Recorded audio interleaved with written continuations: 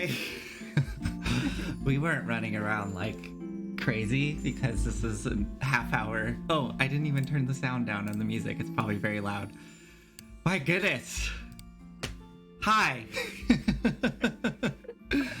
Anyways, welcome to Story It's Reckless. Wild how much a difference a half yeah. hour makes. Oh yeah. Yeah, it really is. Just throws the whole day off. Yeah, I'm all like not framed right either. I just looked.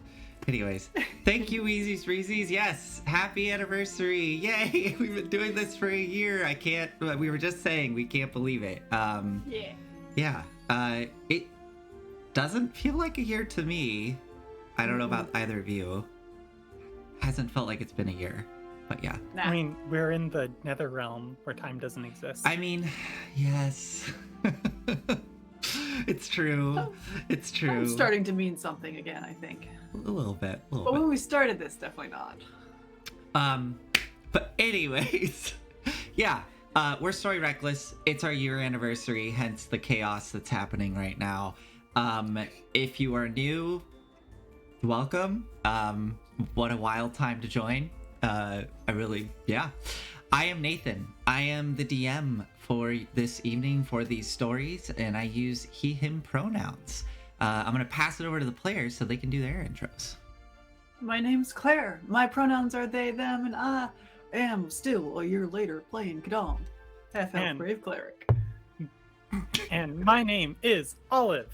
I use she and they pronouns, and I am playing Imsh, half orc, question mark, question mark, question mark. Yeah. What Yeah. am What? We don't know. Who knows? Oh yeah, because we don't actually say on the little thing. So yeah. Yes. Well, with that, let's do a little quick recap here as we jump in. And yeah, we're going to be going long tonight. We're going to be going till 10. So if you stick around, yay. But you can always watch later, when the video becomes a VOD. But yeah, let's jump into this, shall we? Oh my goodness, I need to get my bearings. We're in Baldur's Gate. I know. Sorry, I was laughing because there was in the music. I looked up like that, and there was this like creaking metal, like. Did not plan that. So, last time here on Story Reckless, Kadam was in Candlekeep with Lovelace, the centaur barbarian that we've all come to know and love. But Lovelace was having visions of a sort, was seeing trails within the earth itself, pulsing light leading off to the east, similar to some of the visions that she's had in her past. And she felt a strong urge to follow that path and travel east into the woods of Sharp Teeth to potentially find answers. Kadam and Lovelace decided to part ways, at least for now. We'll see. And Kadam headed north, back home to Baldur's Gate. On Kadam's journey north, they encountered the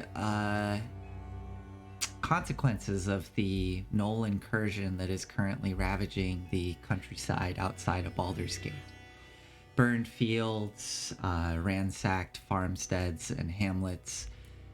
And about a night before arriving in Baldur's Gate, Kadam saw something far to the east. In fact, most people in your camp did. A bright flash of light. And as Kadam stared at it, they were gifted, or maybe unwarranted gift, one that Kadam wasn't looking for, but a vision of the city of Elturel floating high above it, seeing the companion, the floating, glowing sphere of light, an artificial sun that rests above the city of Elturel. It grew in brightness and then winked out, becoming dark as the city began to rumble and shake, and Kadam was shaken from their vision quite literally as the earth beneath their feet shook as well. There was a bit of panic in the camp, and Kadam was left Contributed wondering. to that. Yeah, could definitely contributed to that, and was left wondering what exactly happened to the east. by Elturel. I'm sure you have ideas. But you headed the following day. You managed to get back into Baldur's Gate, where you discovered that your home has been dealing not only with this Nola incursion, but the Dead Three, the cultists of the Dead Three. Their activity has increased over the past month that you've been gone. People are afraid and frightened. They're also afraid and frightened of the guild that is cracking down on the crews. Anyone associated with crews is dealing with their storefronts being harassed, boycotted, rent going up by the kingpins that control the various neighborhoods throughout Baldur's Gate. And on top of all that, the Flaming Fist is drawn thin as most of their forces are out dealing with the gnolls, and the city is teetering on chaos as all of these forces are acting within. You, Kadam, went back to Box of Screws, your sister. And who did you find there? You found potentially a new friend. Someone who goes by An Imsh, old friend. who you recognized. We'll find out your relationship as we go into the story, but you recognize them. We'll feel it out. Yeah. Needless to say, this friend of yours, Imsh, was in trouble with the guild, or someone they knew was in trouble with the guild, and they were trying to make things right. So they came to Box of Screws to make things right, and as you entered, you were just finishing up your conversation, Imsh, with Box of Screws, as she had you both sit down and presented you with a job, a simple job, to make all of these problems go away. Your personal problems, that is, with the guild. Simply plant this book, swap it with one inside of the library of the kingpin of the Steeps, known as Glitterbeard. So, with that, let us jump into this scene. I know that was a long intro, but there's a lot going on. Yes, there is. So let's jump into this. So as you both are sitting there in front of Box of Screws, she just finishing her conversation about, her proposition of this job. If you do this for me, Imsh can work something out and help your partner get out of trouble. And Kadam, I know I've said this before, but the last job you did for me went wrong. That was not the outcome I was looking for. And Quite to the contrary, I did everything you asked. Yes, I should have been more explicit. I did not think you were going to go out and compromise the whole operation by telling everybody about it. I find that real interesting myself that you told Manfred not to tell anyone, but didn't tell me or Lovelace that at all. We all make mistakes. I'm glad you're able to admit that. Anyways, as I was saying, this kingpin, known as Glitterbeard, he is the kingpin of the Steeps neighborhood. And I suspect that he is in league with the cult of the Dead Three. And why do you think that exactly? The guild carts that have been targeted with our coin, they get taken to the counting house. They've been struck by cultists, and this Glitterbeard, he is the owner of the counting house. I suspect he's using this as a cover to make a bit more on the side than he should be. Seems like a really convoluted way to steal your coin if you're going to give him the coin. Yes, I suppose so. But if I could just gather a bit more evidence, then we could put this to bed, put it to rest. What indications do you have that he might be doing this? And what has been his response to this happening? Well, he's been real upset. understandably so, with these carts being robbed. But I have folks who have been keeping an eye on his place, and there have been individuals who have been showing up at odd hours unannounced that he has not brought up with Nine Fingers Keen or any of the other of us. And we suspect that he may be coordinating with these cultists. Now, forgive me if this is forward, but that sounds a lot like stuff that you do. Oh, sure.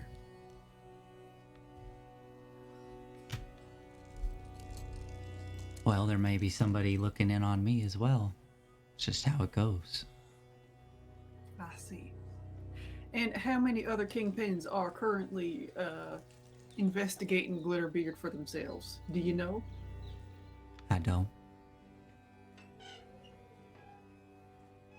I don't want to bring this higher up if there's nothing to be worried about. And I can't send my own folks in because that would draw a bit more attention on me than I'd like. And two of you are currently assets that could be used, and if things were to go south, there's a good amount of plausible deniability there.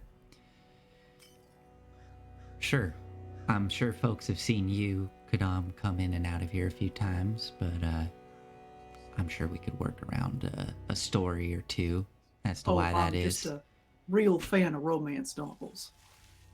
Oh, I know.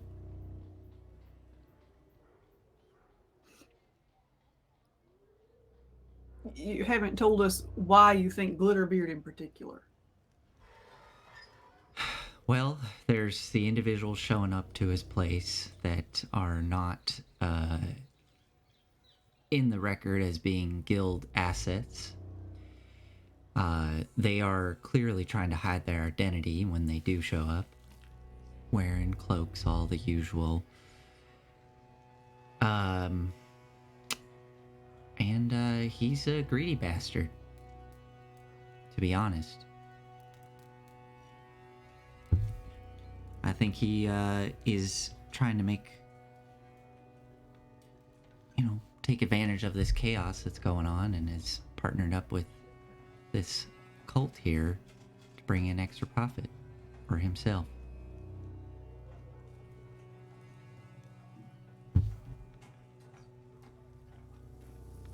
Are you gonna do the job or not? This story that you're giving me, I don't think it holds together at all. Honestly, I don't really care. I don't want to get involved in this business of yours. I just need your guarantee that me and mine, after this is done, will see no more interference from you or yours. Yeah, most certainly. We can put it in writing if you like. Inside check. Yes, of course. Oh, that's terrible. 14! 14. Okay.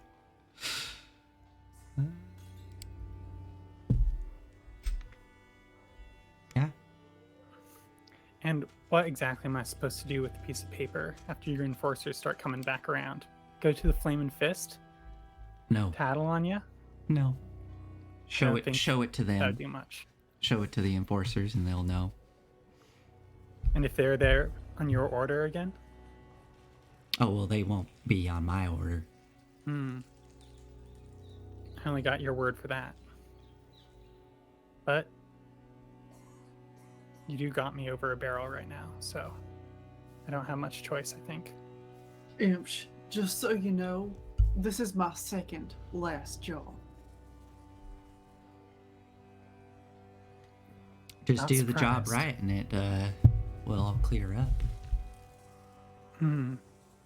I still say you're breaking your end of the bargain, box of screws. I did nothing you did not tell me to do.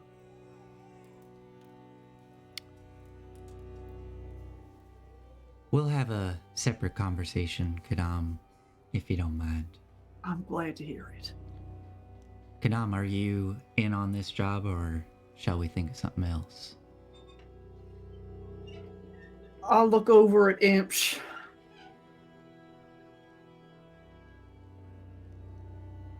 Can I get a beat on him? How's he looking? Yeah, that's a great question. Imsh thinks that this is all a den of snakes. But obviously there's a reason that he's here. So I think he's like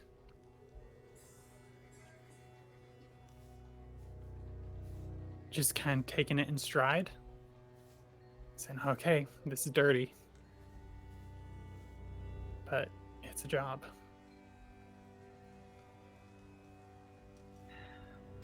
Turn back to box of screws.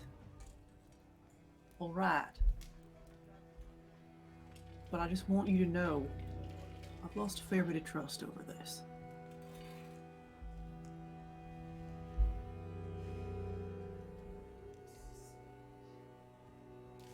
Very well.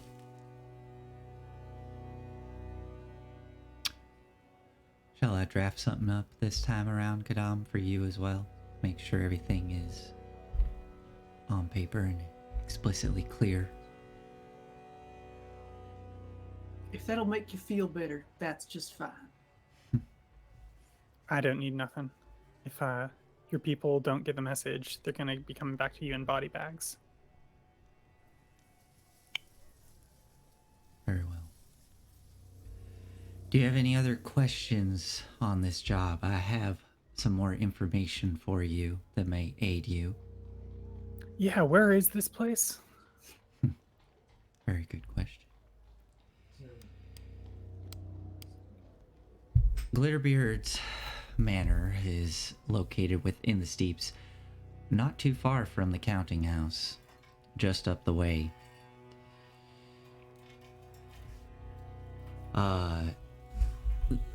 His estate is a bit of a small fortress, to be honest, the way it's constructed. I have a bit of inside information. He's had a couple kingpins over for dinner here and there, but I don't have the full layout of the building. I can give you this map here just to give you an idea of what you're working with.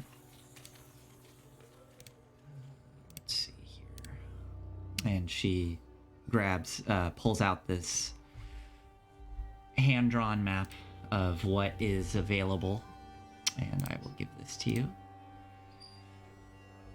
The building itself is a very squat, square structure. The windows on the lower floor are very thin slats, nearly arrow slits, if I were to be honest about it. I believe they are able to be open, though, but you'd have to be quite small to squeeze through there. The second floor has much larger windows that could be accessed. Those do open, I know.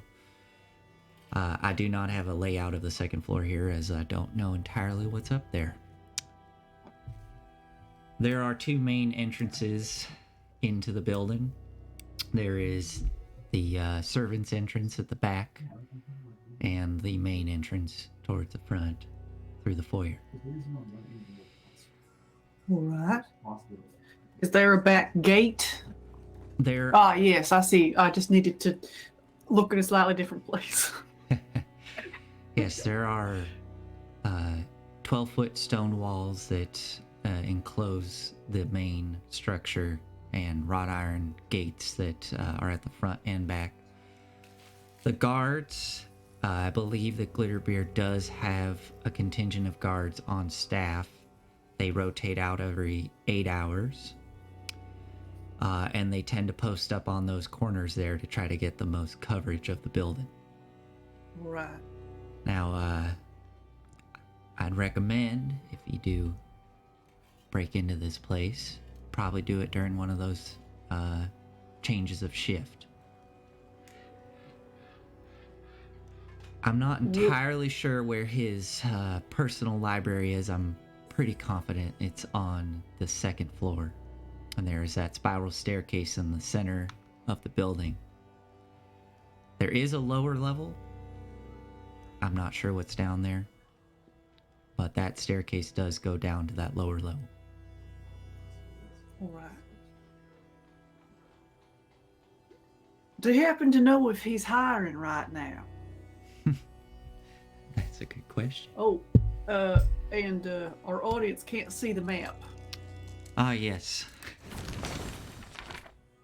I realized I wasn't on the... sorry. I'm clicking all the damn buttons here. And I'm talking like box of screws. There we go. I can't scroll around though, so you can't see them.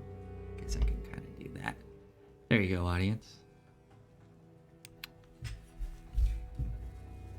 I do not know if he is hiring at the moment. I suspect not, as there are, based on my scout's information, the guards are on post 24/7, those 3 8-hour shifts. No one seems to be missing.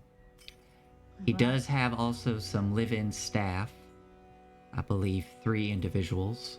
I'm not sure what their roles are. I suspect cleaning staff of some kind. And, Cooks. Partners, children, parents. does not have partner, does not have children that I know of. I don't know of his parents. If he does have any, they're not within Baldur's Gate. There should be a cook. I believe there is a kitchen at the back of the establishment. I do remember seeing folks coming through that door there to the left of the dining room when they were serving us food. Right. And it was fresh, so most certainly a kitchen back there.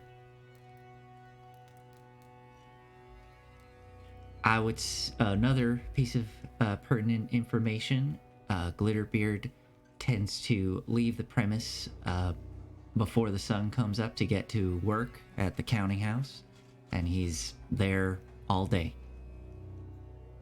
Arriving back home late in the evening. All right. Any dogs or pigs or geese that might be watching the premises, be alarms, any kind, something like that?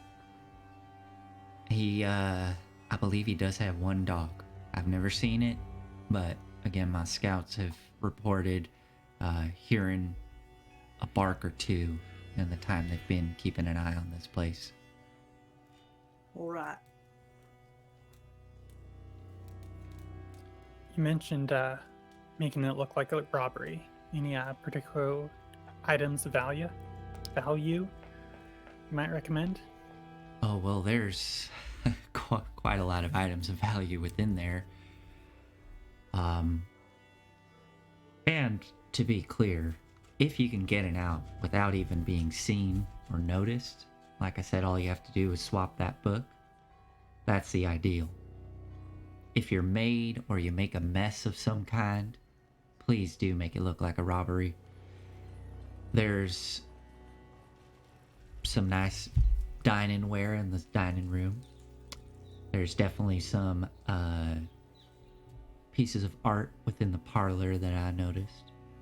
I never did make it into the gallery. He droned on about it, but I never decided to go in there. Gallery, not galley. Gallery. All right.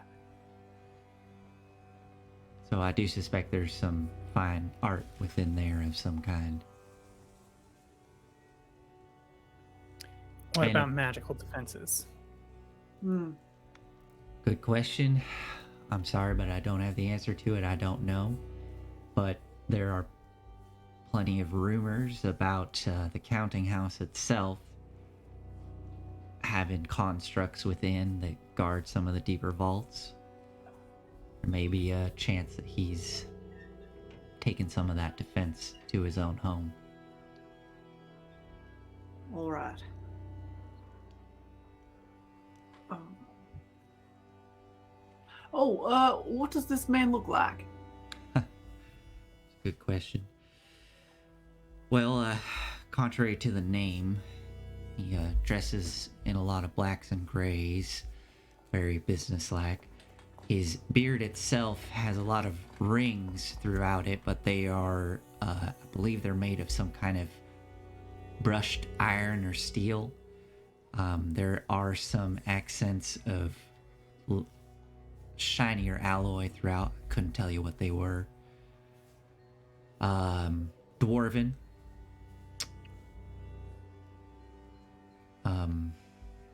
Got a receding hairline and some really thick sideburns that go down into his beard, which comes down to about the belly.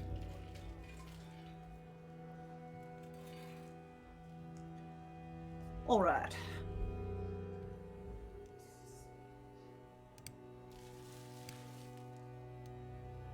Imps, any questions? Any more? I think I've heard all I need to. Well, thank you both. One more question. Yes. I'll look over at Imps and then back at her. I don't think we're the sneakiest people around. I know. But I know you're very creative and resourceful. I can provide a bit of assistance here. Maybe you could get something for this. So Not takes home. she takes the book, sets it down, smiles. No, I'm not sending any of my folks with you. Sets the book down for you. Here's the book for you. And again, it's this kind of golden clockwork book. Like there's all these little intricate gears and clockwork pieces on this large, massive book, and it has a latch with a lock on it. She sets that down. She reaches down, pulls open the drawer. You hear some kind of clinking. Pulls out 2 coin bags, sets them down, one in front of each of you. Now this is just for the job. It's 350 gold for each of you. If you head over to Sorcerer's Sundries, let Rivlin know that Box of Screws sent you. You might be able to get a little bit of a deal from him. I see. With all that, any other questions before I send you on your way?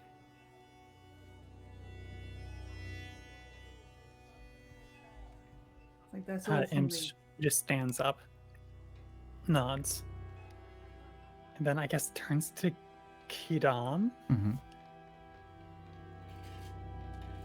Is Kidam like looking like they're gonna move out, or I have like more to say to Box of Screws? I'm looking torn between the two. Imsh, I will be speaking with Kadam here. I suppose if you don't mind waiting upstairs. Of course. Disa makes all right coffee if you like it strong. Nods, walks out. As you walk up the stairs, Imsh, and out the secret door to where Disa is, out at the front, she greets you and starts talking your ear off. But Kadam, you are left below with Box of Screws.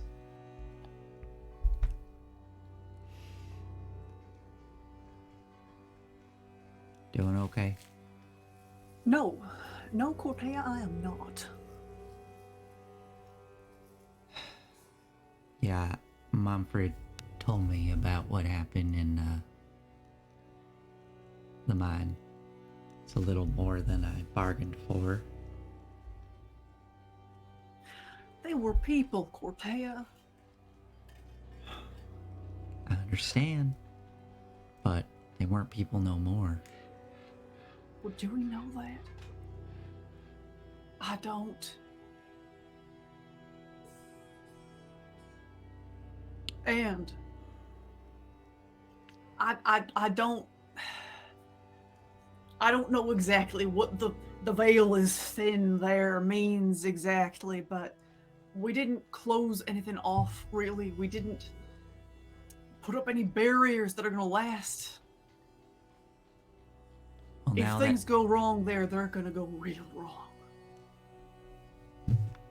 now that I have all the information, I do have ways of bringing people on board that can help with this. You got magic people that powerful. It's remarkable what coin can bring you.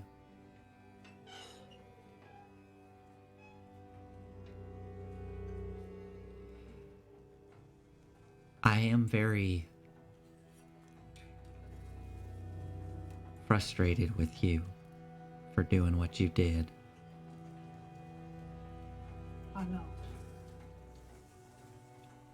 There's more going on here, Kadam, than you realize. And that mine was part of a bigger piece of a puzzle that you cannot see. Cortez, the only reason I cannot see that larger puzzle is because you won't show it to me.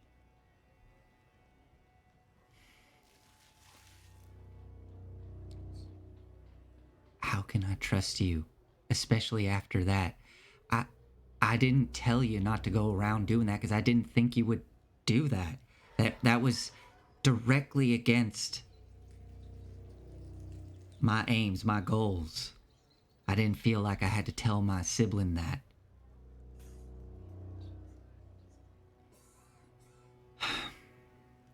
Despite all of that, I managed to work a deal out with Renwin. He's gonna be going back and getting the operation up and running. He'll be taking a boat with some of my associates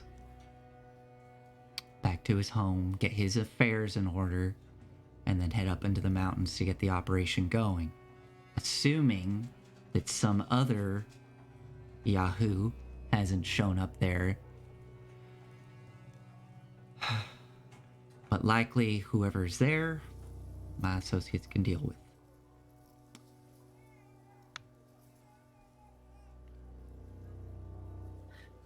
Cortez, this is going to sound real weird, I know. But I feel responsible for whatever happens in Vermillion. I was being called there. I'd seen that place before you ever told us about it.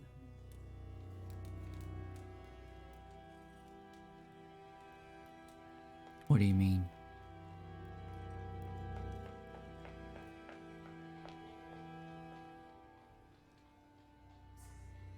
I've been having visions, if you want to call them that, of mountains and the evergreens there and creeping shadows and whispering voices. And when we got there, I realized, my God, I've been here before.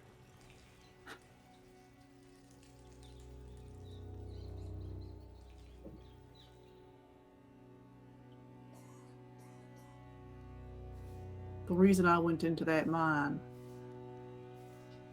was because I needed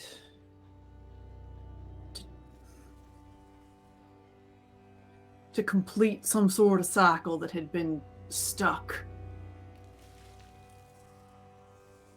And I'm afraid of it happening again and again and again, as long as people are there, as long as people are messing in those mountains.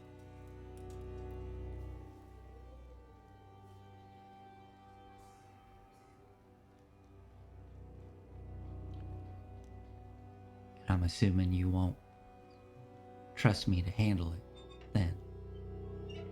because of these visions. If people start disappearing, or there is some accident or disaster there, I would like to know about it.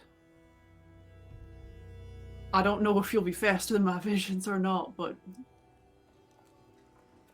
I would like to hear from you. I can do that.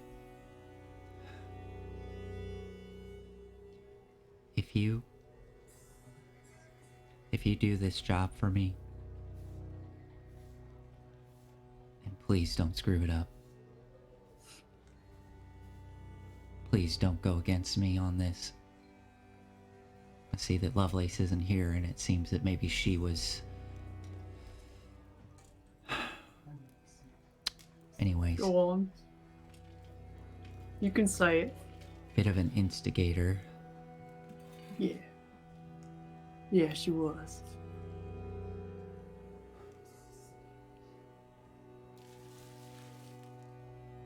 I can't tell you everything. This job is really, really important to me.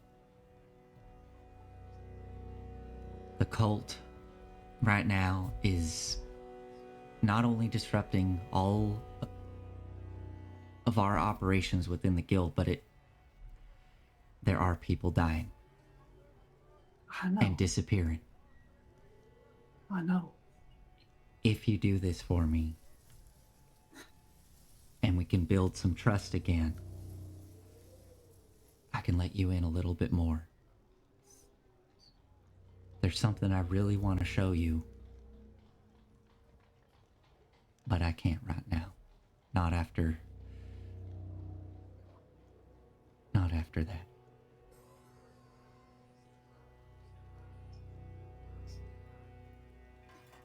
Well, I am no fan of the Dead Three myself. They have almost killed me multiple times. Indeed.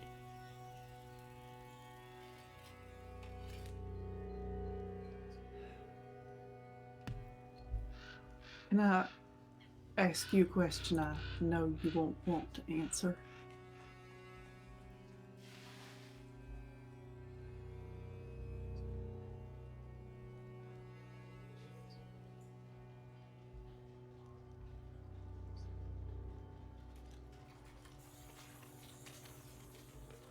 I'm waiting. Did you choose this for yourself? The guild?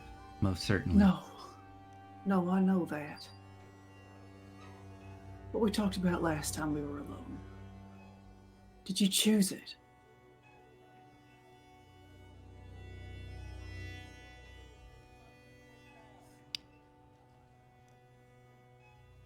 Everything I do is a choice. That's not what I mean. That ain't what I mean at all. Yes, Kadam. I did choose this. I chose everything about this life. I've been very careful to build it just the way I want it. And I know that I can get to a point. I can see it. Where I can help all of us.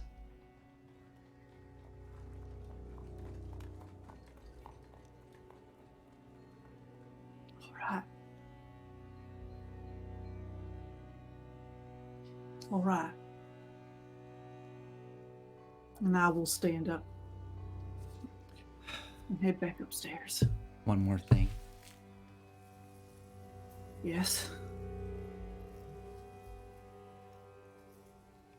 She reaches down, pulls out a small coin purse.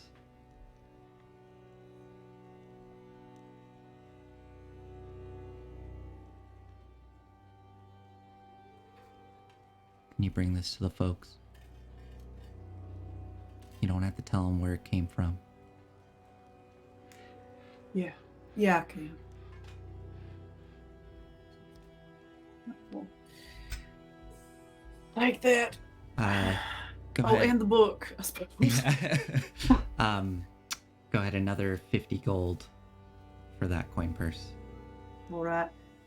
Is in reasonable denominations, like it ain't like 5 platinum or 50 gold. No, Is it's it like it's mixed All right. mixed coinage. Yeah. I suppose Nathan, question. Well, I Mhm. have never said your name in that voice before. Yeah, Nathan. I'm here.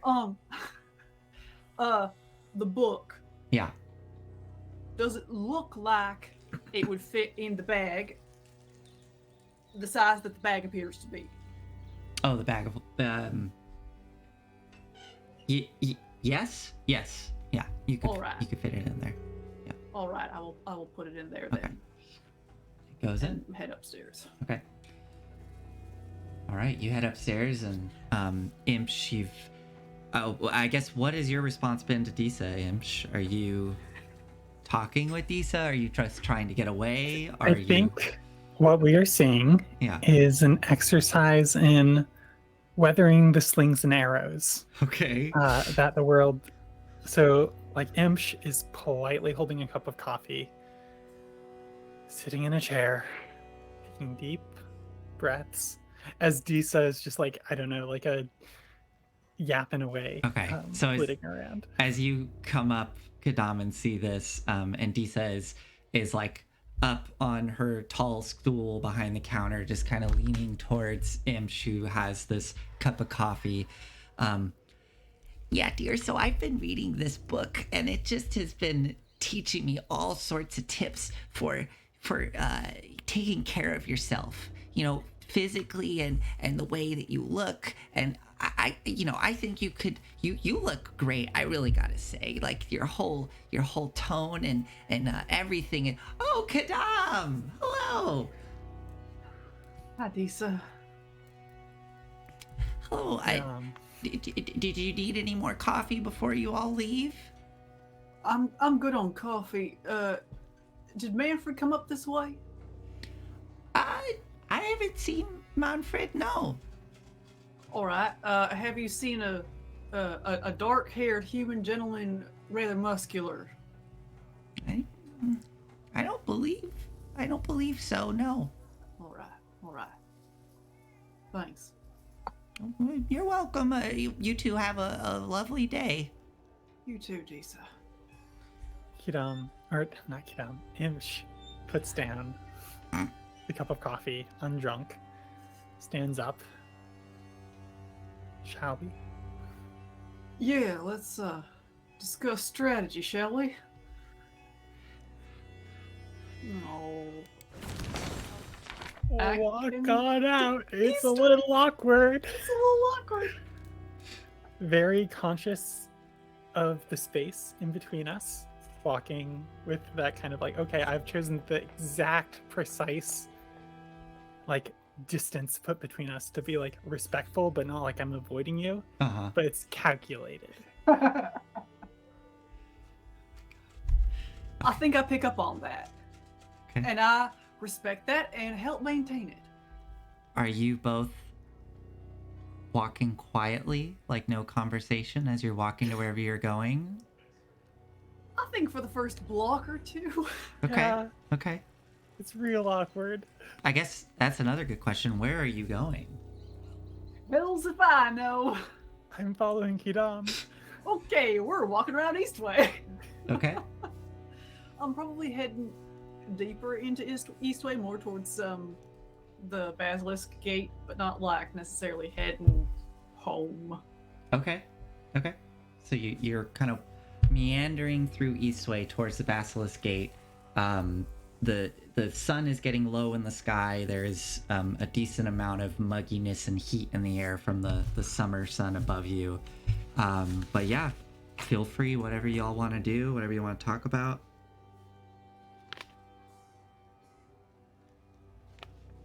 As you awkwardly walk through Eastway. Imsh, Yes, Kidam. do you want to get a drink or something and talk about things? Yeah. All right. I will go to the first tavern in bar I see. Okay. and, Yeah. Hold up. I actually do have something. coffee shop, Yeah. bubble tea place. Yeah, I think you know that Inch like prefers coffee shops like strongly to like bars, unless they're like fancy underground breweries. I mean, there's Joplin's. That is a I tea ain't never house. been there. It is a I tea do like house. the sound of tea. Let's go. Are Let's we do gonna it. make Let's do real this. complicated for ourselves. All right. Okay, so you want to go to Joplin's? Okay. All right. Oh no. Let me. All right, so you turn around and head back towards where you came from, towards the water. I mean, probably. It would be. Yeah, okay, sure. You do a Yeah. loop, yeah, kind of a loop sort of thing. But as you approach, you can see this tea house that is it's very close to the cracked spine. So in a similar way, it's like sandwiched between all these buildings. And it looks like the construction of it looks like it could have been a tavern at one point, but it is now has this like strong veneer of sophistication like over it, in the way that it is painted and the like design elements that are placed on it. It's almost verging on like a Victorian house with all of the little details and the color. But you can see the door, and there are numerous people. There's like a little tiny porch out front. There's like 2 tables where one of them is empty, and the other one there's like a couple people sitting there enjoying their tea, and then inside there's a bunch more. But yeah, going inside, you find this low ceilinged, cozy tea house with numerous individuals having their tea. You Go up to the counter. Yeah, you see that at the counter you see that there is a half-elf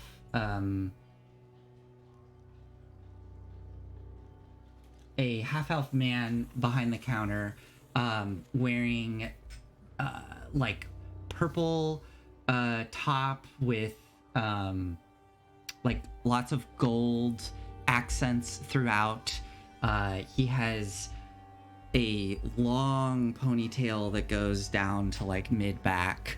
Hands are just kind of neatly clasped like this in front of him as he's surveying the place, and then sees you approach and looks at you as you walk up to the counter. Why, hello there. Welcome to Joplin's. I've never seen the two of you before. I am Joplin, the owner of this establishment. Could I interest you in some tea? We also have some baked goods as well, if you would like that. Thank you. Imsh. Yeah, I'll take a jasmine and one of them little crusty ones. Pointing at one of the pastries. Yes, I'll get that for you right away. And for you? Same actually. Very well, too. And he kind of bumbles about and gets the things together, and that will be 1 silver each, please. I'll get it, and I'll hand over a silver, 2 silver, Thank you. and 5 copper. Oh, thank you. Slides it over to the side. I suddenly realize I've written down no currency for Imsh. Oh, it's okay. Don't worry, I don't I'm think getting it. Yeah, we'll talk later. I don't think I mean, technically, you have 350 gold right now. Oh yeah. Okay, you have your tea and your cookies. You can sit inside or out, whatever you like. Quiet table, not near other people if we can. There appears to be, this is like a 3-story establishment. There are other areas upstairs. The bottom is pretty busy. So making your way up the stairs, you see there are more tables, and going up to the 3rd floor with these kind of large windows out at the front that look out over the harbor.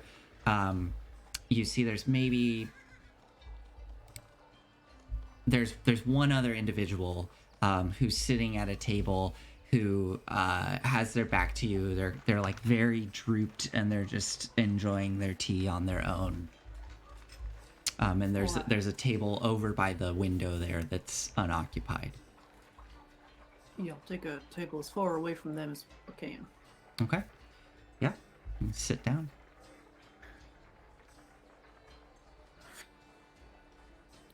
You can probably read that Imsh is wondering what the hell you've been up to and how you got into all of this and why you seem to be so deep into the guild, but is not asking.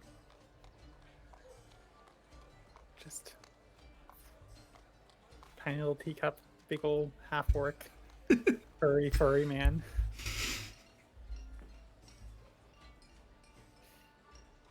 You probably have a lot of questions. Yeah. Yeah.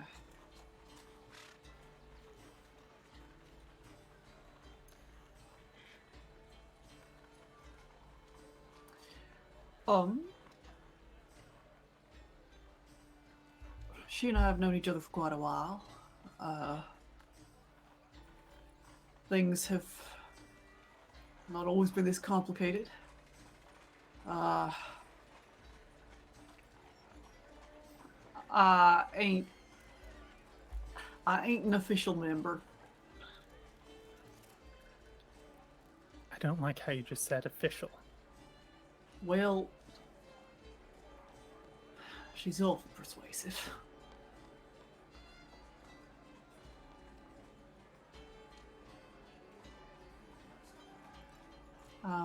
Useful. And it sounds like Virgil is too. I don't know, useful as much as I mean, you know Virgil. A little bit. A little bit. He just wants to do what's right. Doesn't always look in every corner. Maybe he should. Sounds like another person I know. I'm not gonna ask Kidan how you got into this. I hope you're taking care of yourself. I'm doing the best I can. Trying to take care of a fair few other people too. Yeah, that sounds about right. Yeah. How's that working out? Managing, I think. Well, let's maybe talk about how we're gonna do this, huh? Yeah. Yeah, let's do that.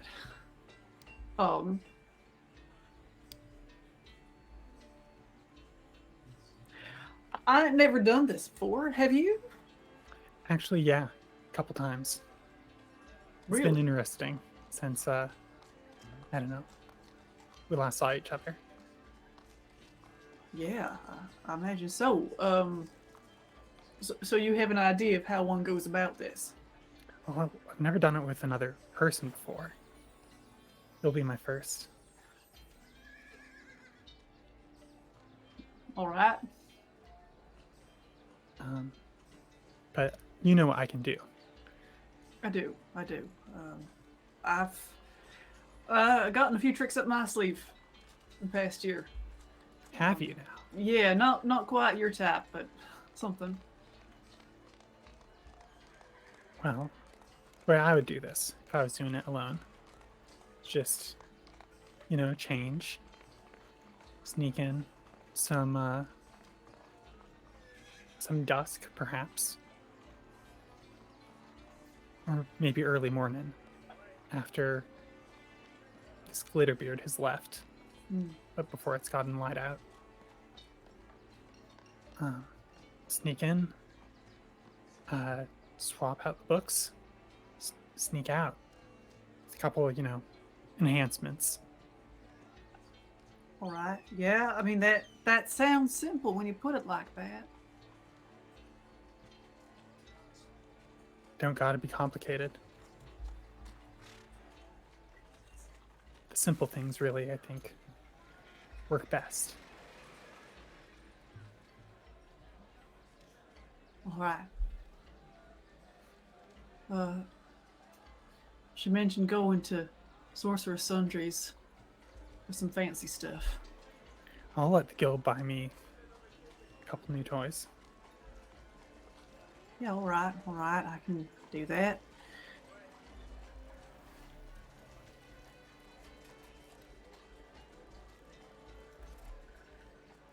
So, rough outlines. Let's go pick up maybe some supplies. Sleep on it. Spend tomorrow, I don't know, preparing. Then tomorrow night. What time is it right now? It's about 6 in the evening.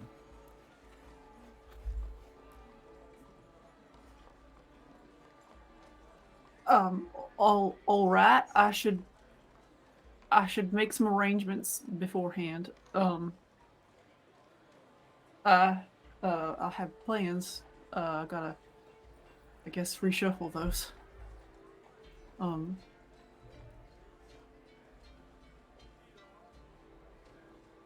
I'm kind of trusting you on this, Imsh. I really don't know what I'm doing here. Yeah. Well, I'm honestly most useful after things have gone badly.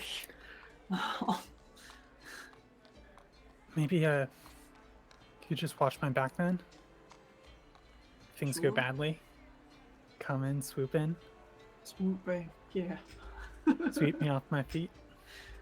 No, that's not necessary. But yeah, we can. I'm willing to do this for you and Virgil. Like, that's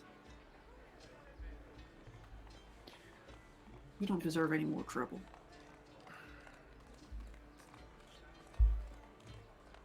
Doesn't sound like you're doing this for Virgil. If I wasn't in that room, I have a suspicion that you'd still be doing this in this position.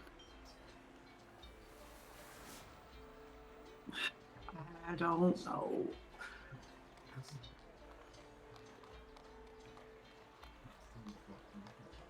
My normal partner ain't here right now. She's the one that's been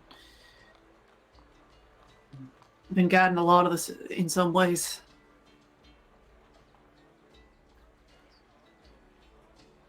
I'm feeling a little bit at loose ends. Well, hopefully it'll just go easy. You won't have much to do. Yeah.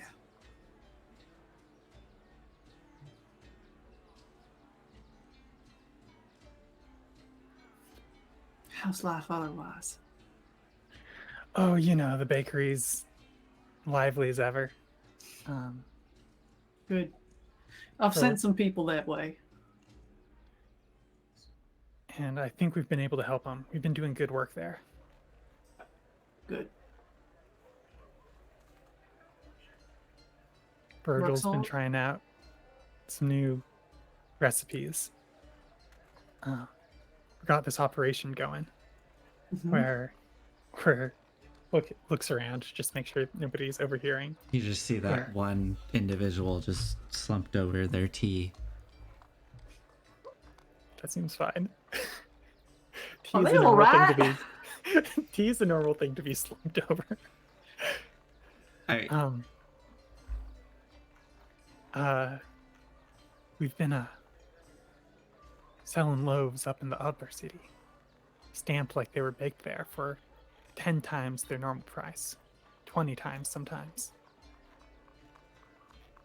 I So- see. That's how Virgil got caught. Ah. All right. Yeah, that makes sense. You open the wide? Yes, the Wide, the place that I know that is. Yes, the Wide.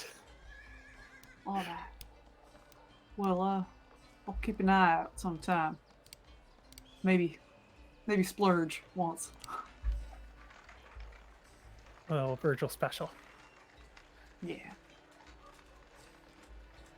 You hear footsteps coming up the stairs, and you see Joplin coming over to check on that individual, like quietly talking to him. Joe looks up. Gadam, you see Yularian High School. Oh my gosh. He looks a little gaunt, kind of like eyes half masked, just looking up at Joplin, who's speaking with him quietly, and gently takes the tea as it just kind of leaves his hand, and says something, and then he scurries off back downstairs as Yularian just kind of sits there staring off.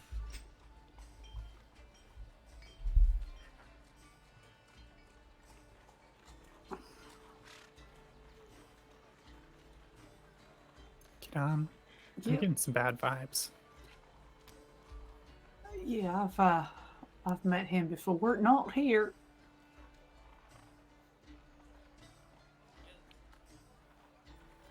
I tuck my bag like into my lap out of his line of sight. He's not even paying attention to either of you.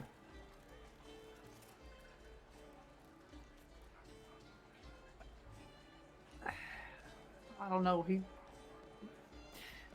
I met him months ago in Candlekeep. I've been to Candlekeep actually. That's something new. Twice. I'm leaving the city. I Now, know. that's the most surprising thing I've heard all day. I know. You'd never think, but I would not. yeah. I don't know if you heard about the spate of murders that was happening a few months back in the Yeah, outer that was city. awful business. Yeah. I managed to get down to Candlekeep to see if I couldn't figure out what was going on. Do some research there. Did figure out what was going on, actually, and met him among other people while I was there.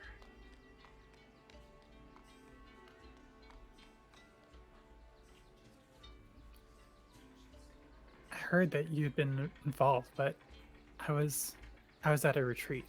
I only got bits and stories. I didn't know what to believe when I heard back. When I heard about Yeah. it after I got back. It was a real mess. The dead three were involved, turns out. It weren't just regular murders, but... And frankly, actually the two people mainly responsible went free. That ain't good. But it's normal. But it ain't right.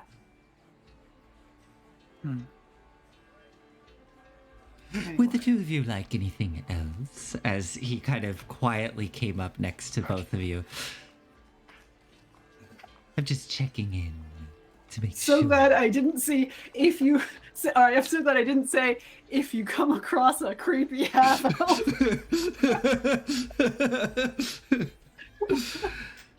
Yeah, he's standing there with his like soft toed shoes on, just standing next to you. You didn't notice him walk up.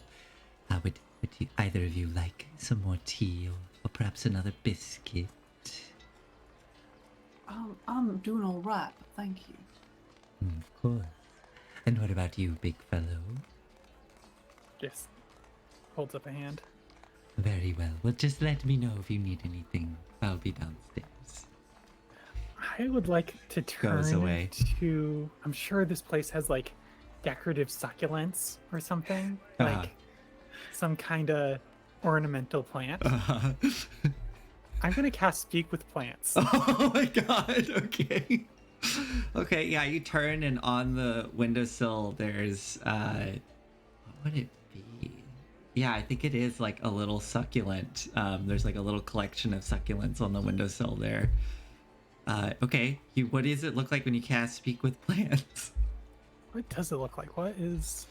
It's one action. Just verbal and somatic. So I think she's like, take a deep breath. Let it out. Feel life around you. Hey there. And just like whispers, like ASMR style, like into the succulent. Okay. I lean in close. There's just this little green succulent with little kind of red accents at the top. You know, that's kind of like almost pine cone like structure. It's just sitting there. You don't hear anything, Kadam, but Imsh, as you lean in, you hear. I'm still listening. Imsh, you hear. Hey. Hello there. Hi. How long has that individual over there been basking in the aura of this place? A couple days, maybe more. Saw him there like 5 suns ago, up and downs, days. Does he leave? Yeah, like, when the place closes. But I'm kind of here all the time on this window, so I don't know where he goes. Maybe he just goes down one more of these areas, and that's where he goes forever. Object permanence is kind of difficult for plants. I think he might just disappear and then reappear. Can I talk to the tea?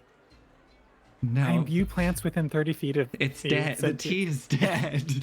You can't talk to the tea. Okay. I'm sorry. It's fine. It's fine. I'm just gonna Mhm. read the leaves. Mhm. Read the leaves. Not everything speaks literally. Some things do speak literally, but not everything. Well, thank you, little one. Yeah. Can you move me to the other side? Of course. And my friends too. Thanks. Rearrange. Thanks. Yeah, we've been sitting there for a while. The sun isn't as good over there. Thanks. Take care. Pours, I think, the rest of my now like cool tea. Okay. And, like waters them a little bit. Okay. Yum yum yum yum. Sorry. I couldn't All remember right. that one. Well, that's it for a plan. A plan? You got more to say? Me?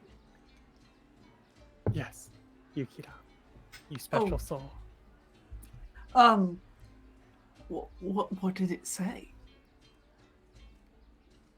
That person over there seems to be a big fan of this place.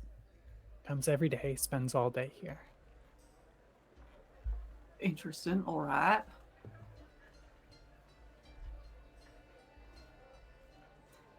Nathan, do I have any idea what's going on?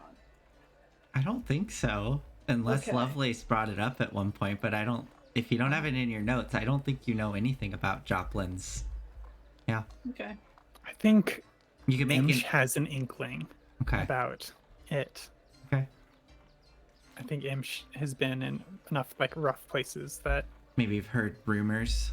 he can like maybe not specifically for Joplins, Yeah. but folks Uh, like this. Make Yeah. You don't have nature, do you? As I a don't. skill. You could do survival. I'm fine with survival. I always think it's weird that because nature is an int skill, but I feel like Maybe druids. just insight. It's kind of like a reading the Well- situation and well, like getting the bad vibes. I was gonna go with survival for a very sure. Yeah. Okay. Go insight. I could see that. Yeah. Okay. Make an insight check. I don't need to know like what's going on exactly, but just like So, are you specifically you're looking at Eularian to try to gauge like what's going on? Yeah. Okay, make Like, an is this insight something I check. should be worried about? Mm-hmm. 16. Okay, so looking at Ilarion, I think that you, with your background, I think you have, like you said, you have an inkling as to what's going on. You've probably have encountered this in your time in Baldur's Gate. There is a potent plant, a narcotic known as Moonflower, and the kind of demeanor of Yularion right now, and like the way he's acting, is very indicative of someone who is under heavy doses of Moonflower. If it's a narcotic, Mm-hmm. would I have used it for medicinal purposes previously? Potentially. Is that something that I would have access to? I mean, it's it would not be legal within Baldur's Gate. This is I think this is like the equivalent of like opium, right?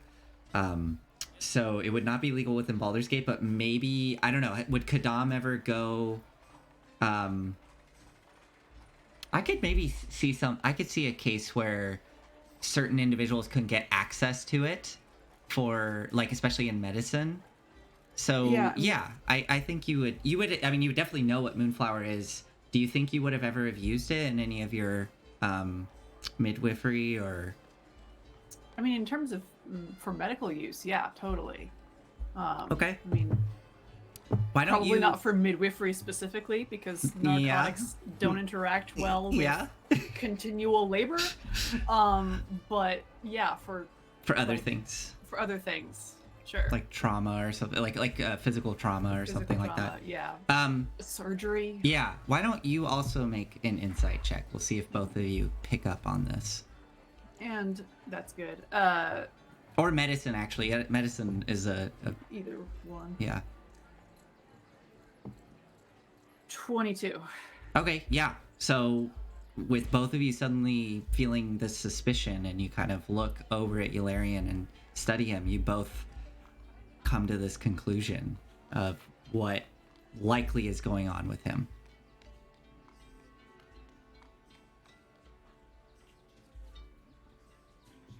Do with that what you will. To be frank, I kind of pegged him more as a stimulant person, but all right.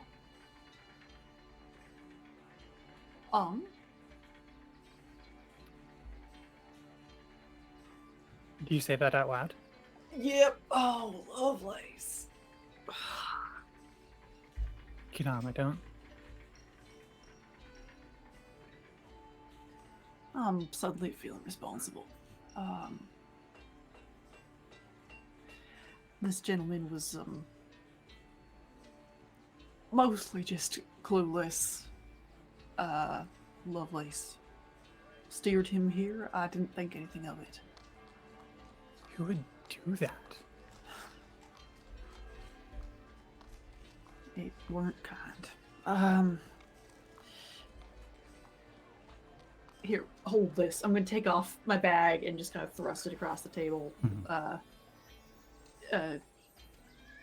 Yeah. I will go over to him, to Ilarion. Okay. He's just staring right now at the wall. There's like a little painting of just some like almost verging on scientific drawings of plants, but just like these little flowers and things on like a simple white background. I'll enter into his field of vision. Ah, Ilarion? Huh. I remember you. Oh, you do? I didn't expect to see you here. Yeah.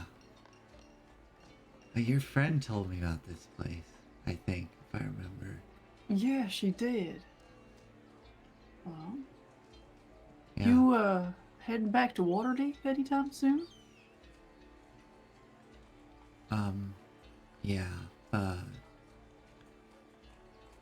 once I get once I can afford it, yeah, I'll I see. yeah, I need to get back. Yeah. What paper are you working on right now? Oh yeah. um. Yeah. I'm still kind of. It's. I'll get around to it when I get back home. I understand it can be easier to work when you're home and settled. Yeah. Yeah. Oh, what are you doing here? Just having tea with a friend. I will motion over toward Imsh. Yeah, I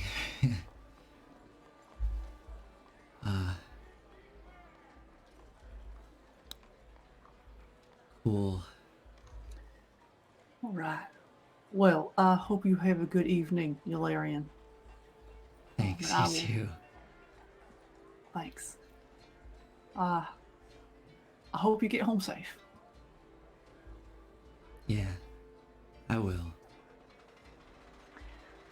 And I will go back to Imsh. Okay. Well, he recognized me. He's somewhat functional at least. I might have a chat with Joplin and see if I can't. Oh, this is only so much my responsibility. There is so much going on right here. Oh, gods. And so, like Yukidan, No.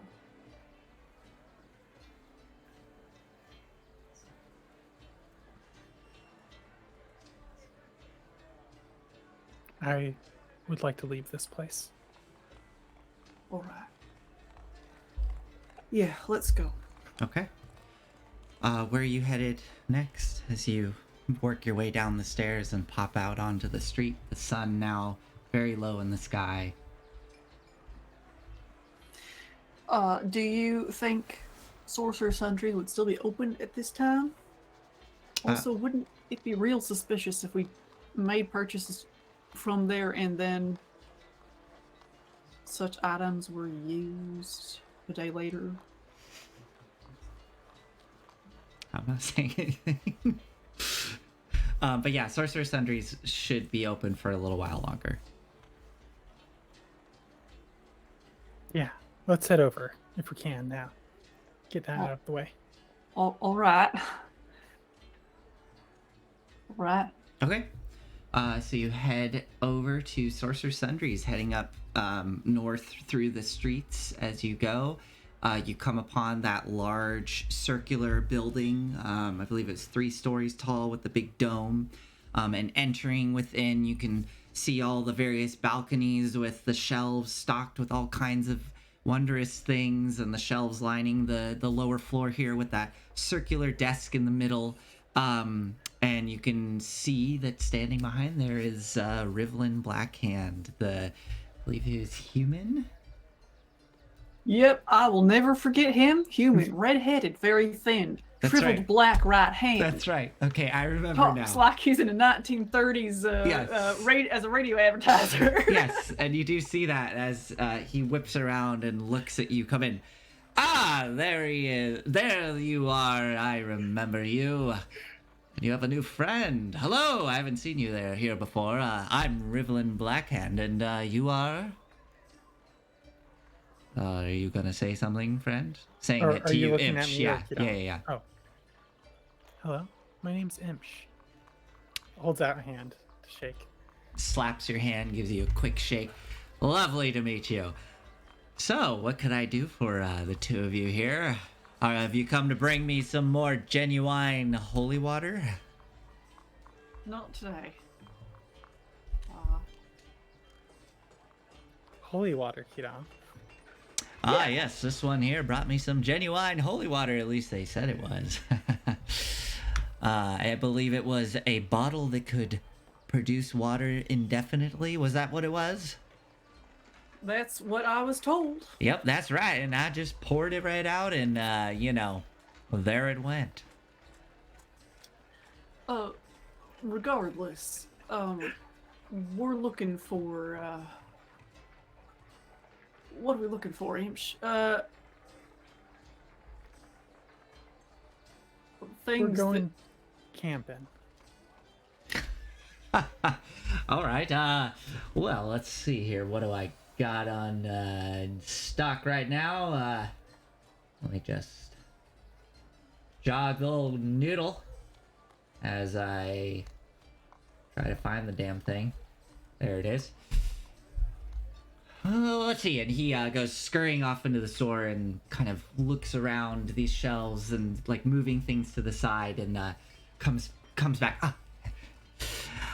This right here, and he holds up this little jar with like twine holding it tight, and there's like a wax seal on it. This little ointment here, you ingest it or you rub it right on your flesh, and it'll heal you up nice and good. It'll get rid of any kind of diseases you might have and remove any kind of poisonous afflictions that you may be dealing with. If you're interested, this little puppy here will run you 200 gold. Sets down on the counter. I also have plenty of potions within. I got a potion that'll allow you to breathe underwater, which is great. You know, if you're going camping, you want to go swimming and impress your friends there. I also got another potion that'll allow you to grow real big, or another one lets you get real small. That one's real fun if you want to do some spelunking or something like that. And of course, I got some scrolls. I got all kinds of scrolls within here. If you're planning on dying anytime soon, I got one of them Revivify scrolls if you're interested. Any of that sound good to you? I'm interested in that spelunking potion.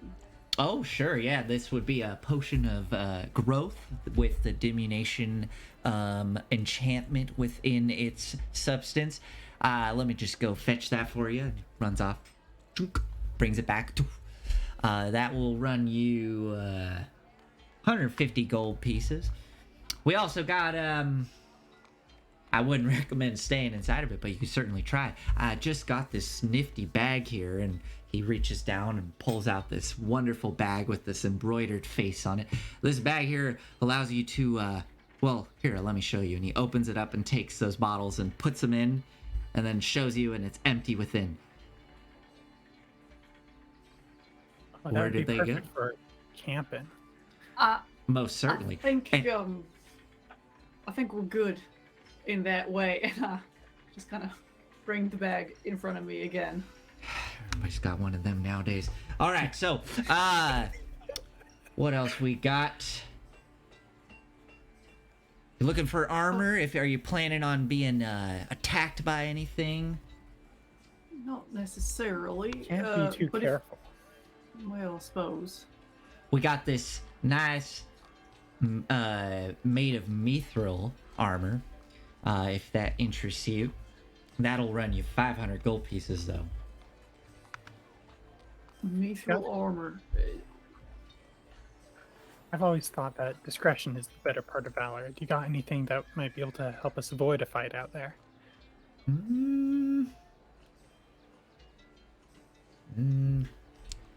Nothing I can think of right now.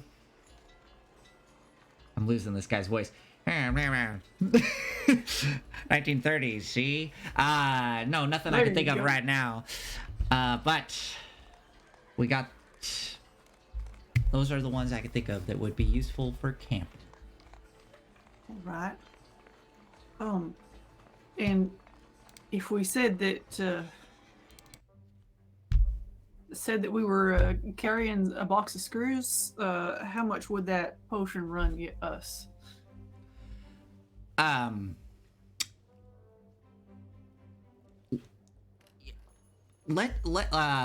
would like to go show you some of my most personal favorite things. That's not out here. If you just come along with me, we'll head on. I got some really good stuff for camping. Come with me back to the back of the store, please. And he goes walking to the back of the store. You can I will see follow. a door back there. He pops open the door and ushers you in as you find yourself going down a narrow little hallway, a couple doors off to the left and right, and he quickly runs off to the door at the end of the hall and opens it up, and you see this like very messy office. It's just like filled with all sorts of weird knickknacks and like messy papers everywhere. And things wrapped up still in like packaging and in boxes, and he ushers you in quickly and closes the door behind you. Well then, so you're saying you got a box of screws? Well then, I can cut you a nice deal here. Why don't you tell me what you're really looking for, and we'll keep it off the books, why don't we, and see what I can do for you.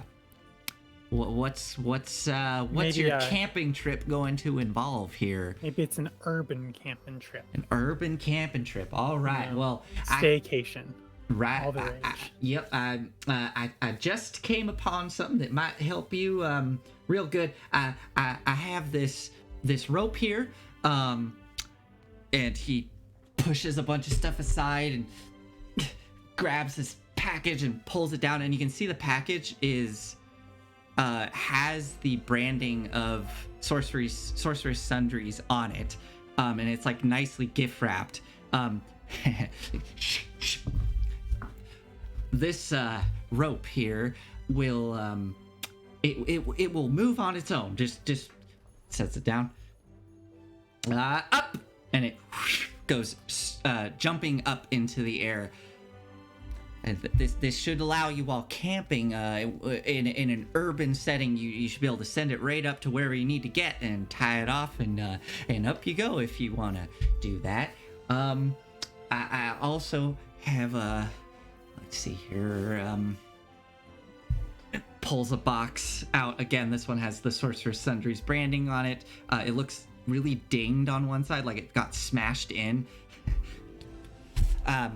This rod here pushes the box onto the ground. This rod here, if I click a button and then he lets go and it just hovers in place, nothing can move it. You look real strong there, Edward, was it? Edward, exactly. Yes. Right. Give it a nice push, Edward, and yeah, just pushes on it. It doesn't go anywhere. It is immovable, some would say. Wow. And it just is easy, and clicks it and pulls it down just as easy as that. You can set it wherever you want, and it'll just stay right there. Ain't that a trick? How much did that run for? Well, that one there will run you 400 gold, 280 gold pieces for my special friends. I certainly have some other potions and whatnot in here. I could probably find something that was out in the main area, but I would prefer if we leave any transactions for your camping trip to things in my office, not out there. Certainly. Do you happen to have anything that might make us real quiet so we don't disturb anyone, or harder to see, in the brush?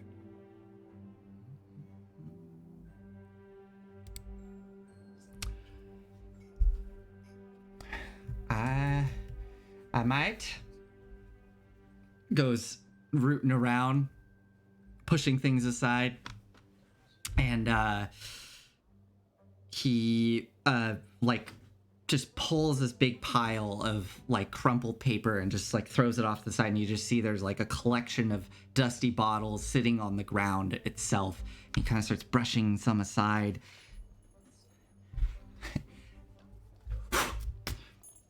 And he holds up a empty bottle.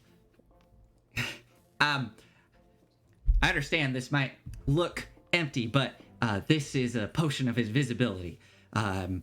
Here, hold it. And holds it out to Kadam. You grab it, and you can feel like sloshing inside. Did it used to be a potion of endless holy water, perhaps? Ah, maybe. That one. Does it smell like anything? Whoa, be careful. Don't. That is precious stuff. I know. Sorry. It does it smell like anything? Hold on. Let me pull up.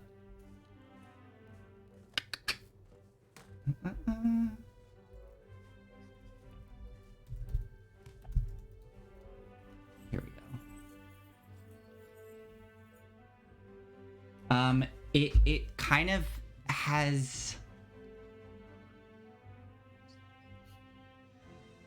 It's a little chemically, is the best way I could describe it. As you smell it, like burns your nose just a touch. Maybe like almost like pure alcohol, but yeah.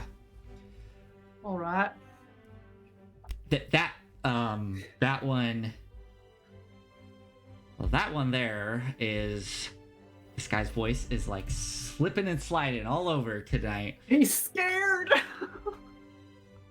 I think it's because I was talking like box of screws for so long it messed with my voice. Here I'm trying to quickly grab the price for this one. I didn't quite have it ready. Here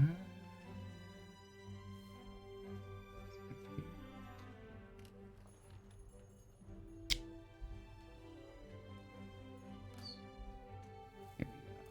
Okay. Ooh. That one's probably outside your price range. Hey, I asked. Yeah. I forgot that one is.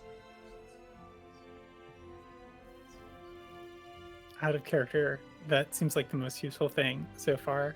And I feel like us just spending the entire budget on that would be the most interesting, because then Kidam could come along for the ride instead of being all jangly outside. It's probably still outside your price range. I'm so sorry. I didn't realize this one was so expensive. So as I was saying, with the discount for my friends of box of the my friends, that one will run you 3,500 gold pieces. As I said, be very careful. If you don't mind, if I can just take that bottle back. I don't know why I had it sitting on the floor. Gonna set it over there. I think it's because honestly, people never buy something like that. It's always a bit too pricey. I understand why.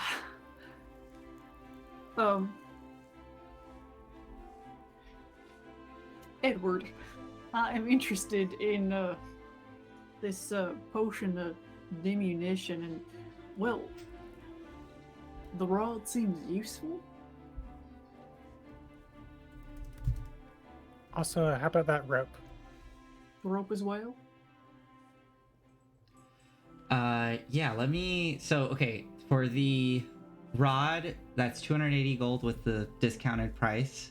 Mm-hmm. The potion with the discounted price will run you 100 gold, and the rope is 350 with the discounted price. All right. So that's looking like, what is that? It's like 380 for the rod and the rope, or sorry, rod and the potion, and then the additional 350 for the rope. Yeah. So it's either potion and rope or potion and rod. I could do. I mean, if you were willing to do the rope, I could do both of the others. Really now? Yeah. I think the rope would be, if you're coming along, most helpful. All right. Wait, hold up. I might have a spell that does that exact thing. Which I know because I'm impish and I have been in my body for a long time. For decades at this point. Wow. Yeah, I can make a rope up to 60 feet long do that. We don't need no rope. You can make a rope? Well, we have to have a rope. Okay. But, like, it could be any old rope. I'll take the potion of diminution and the rod that doesn't move. Hold on. Rivlin Blackwell. Right. The immovable rod and the potion of diminution. That'll run you 380 gold for my friends. I will push that over. Wait, and you're using the gold that I have too? No, I'm using some of my own. Oh. He will. So you've just left me with 350. Yeah. He will scoop it into his yeah. Actually, he opens a pocket on his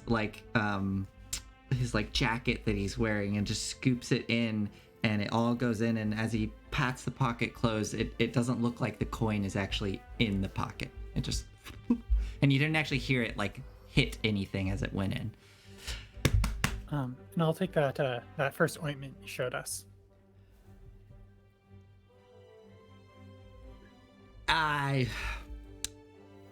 Oh, Right. Let me. No, I'll make it work for my friends. Let me just go sell it to a customer. I'll be right back. And oh, actually, if you have, don't touch anything. I am a powerful wizard and I can destroy you. And he goes running out. So you are in the room by yourselves, but he's gonna run out quickly and do some things out there. So you have maybe like 5 minutes. What did I do? You're throwing money around. That poor man.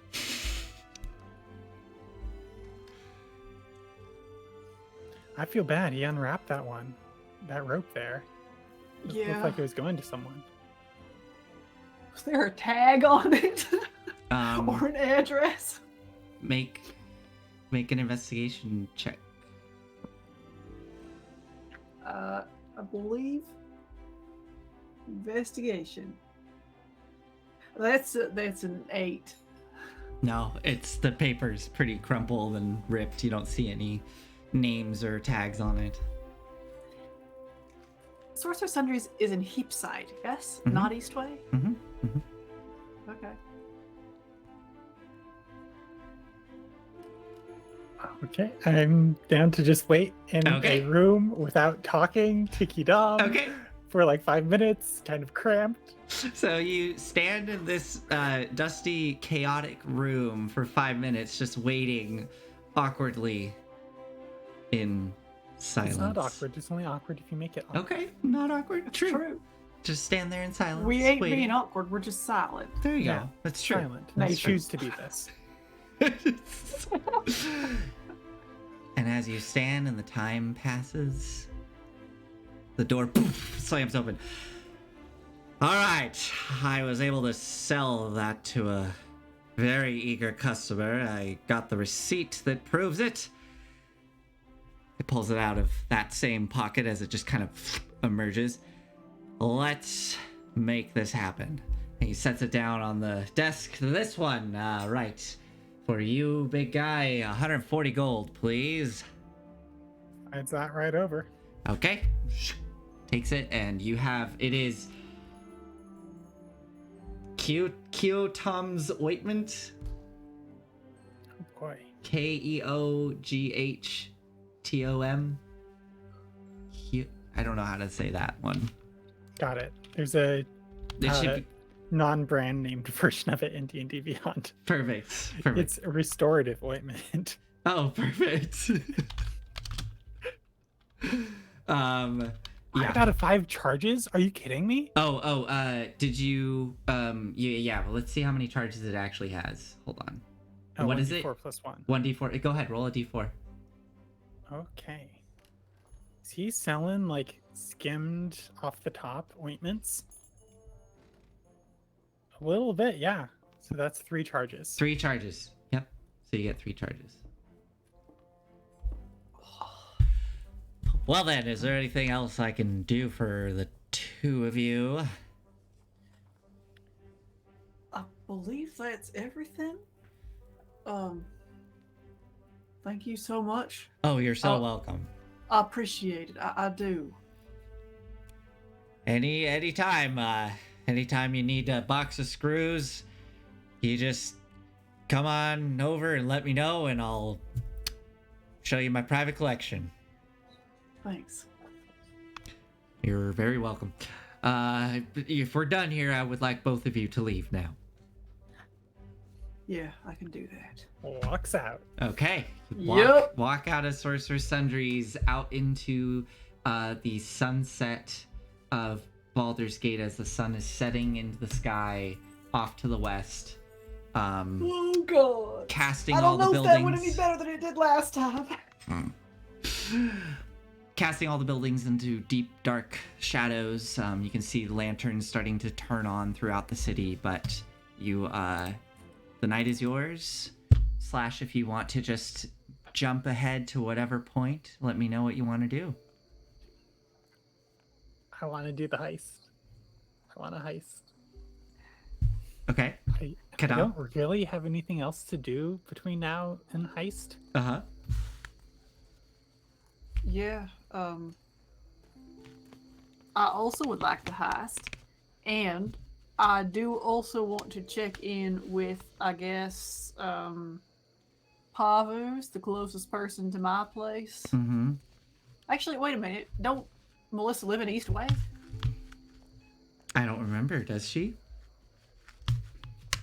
Let me see. I remember her being in the lower city, kind of beside Eastway Brampton, but I don't actually remember. Do I have it written down? That is always the question. Oh, what? I thought I had like a big thing that I wrote out for the healer's crew. I think so. It might be, you know what? It's probably one of your docs that you wrote that I'm thinking of.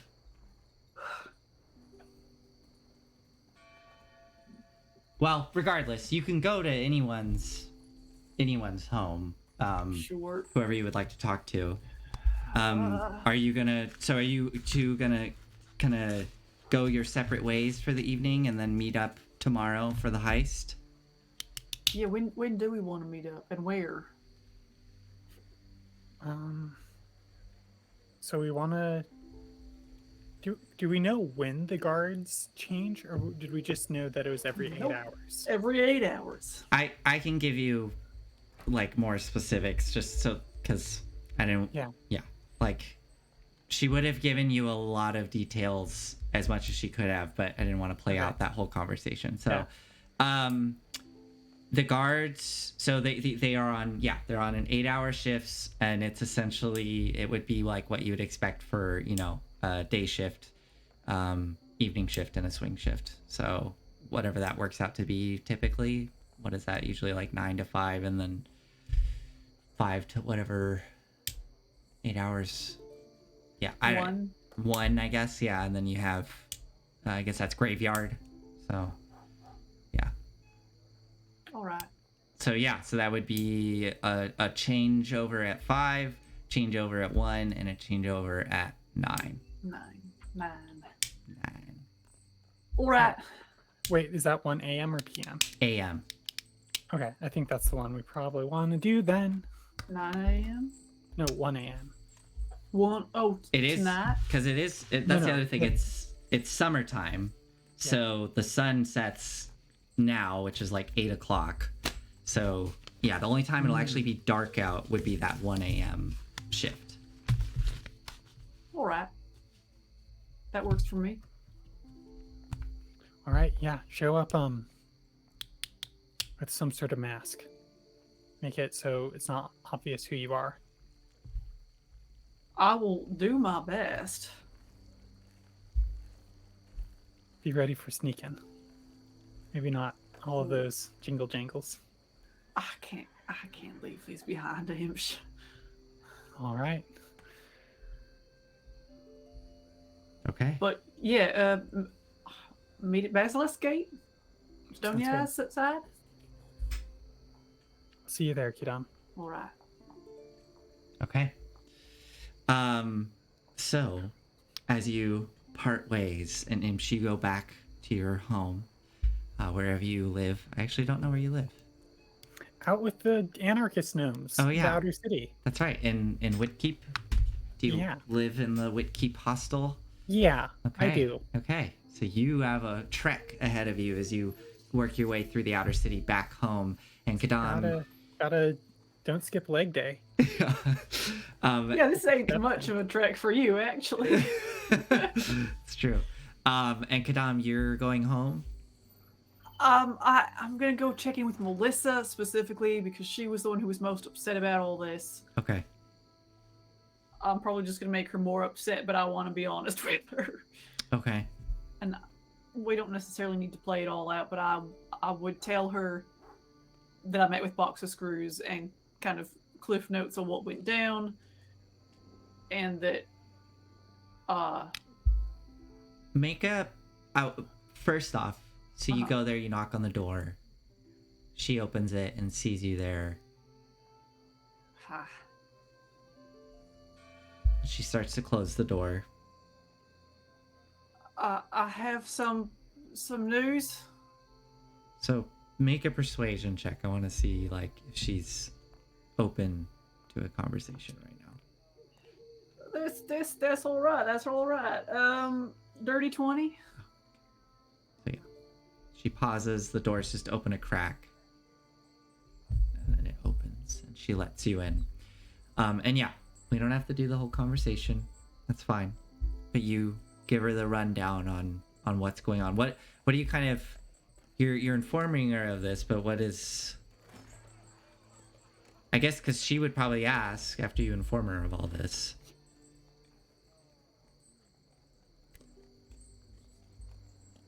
Why are you telling me this?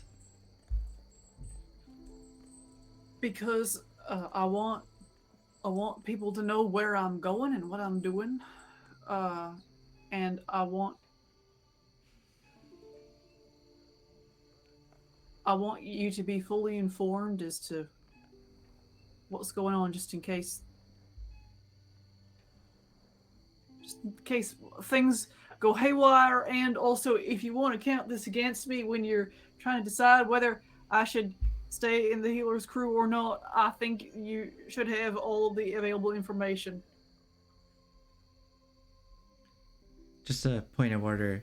Did you tell her everything? Like what the job is? And pretty much that we're supposed to, that Box of Screws thinks that Glitterbeard is working with the Dead Three. Okay. And that this ideally would stop spreading the influence of the Dead Three quite as much. And also, I point out, it might create a bit of a power vacuum in the steeps, which the crews might be able to step into a little bit, because if Glitterbeard is actually working with the Dead Three, I doubt Nine Fingers Keen would want him staying there. Which means there would be some kind of transfer of power and a new kingpin, which is unstable in and of itself.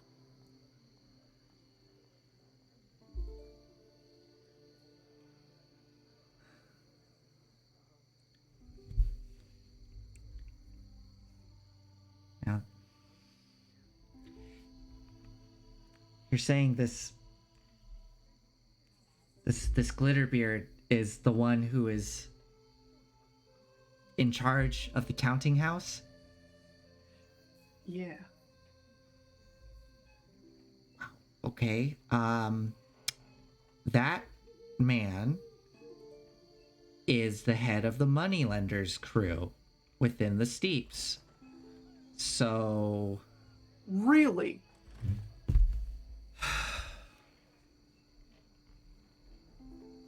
apparently there's not just you, Kadam, that's working both sides.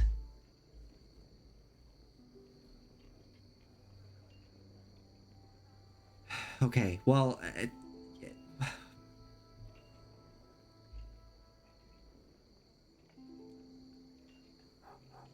I'm so glad I came to you. anything that will help with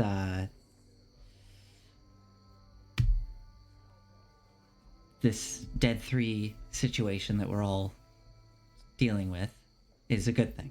So, thank you for letting me know. Absolutely. I'm still mad at you. Sure, of course. I would be too. But I will acknowledge that she is your sister.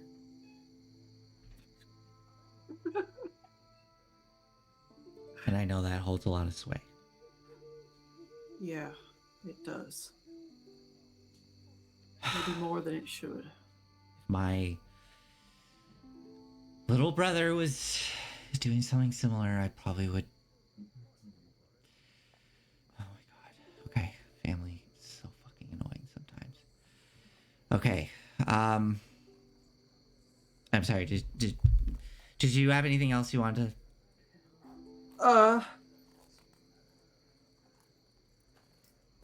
If you might be willing to speak to the Alchemists Alliance, I'm wondering if we can't like take advantage of a potential power vacuum in the guild. It sounds like someone would need to. There would need to be some sort of collective action. Well, the moneylenders tend to be a little bit more hierarchical than us, I guess. Yeah. Someone needs to step into that power vacuum real quick, like, if he goes down. Well, we'll see what happens.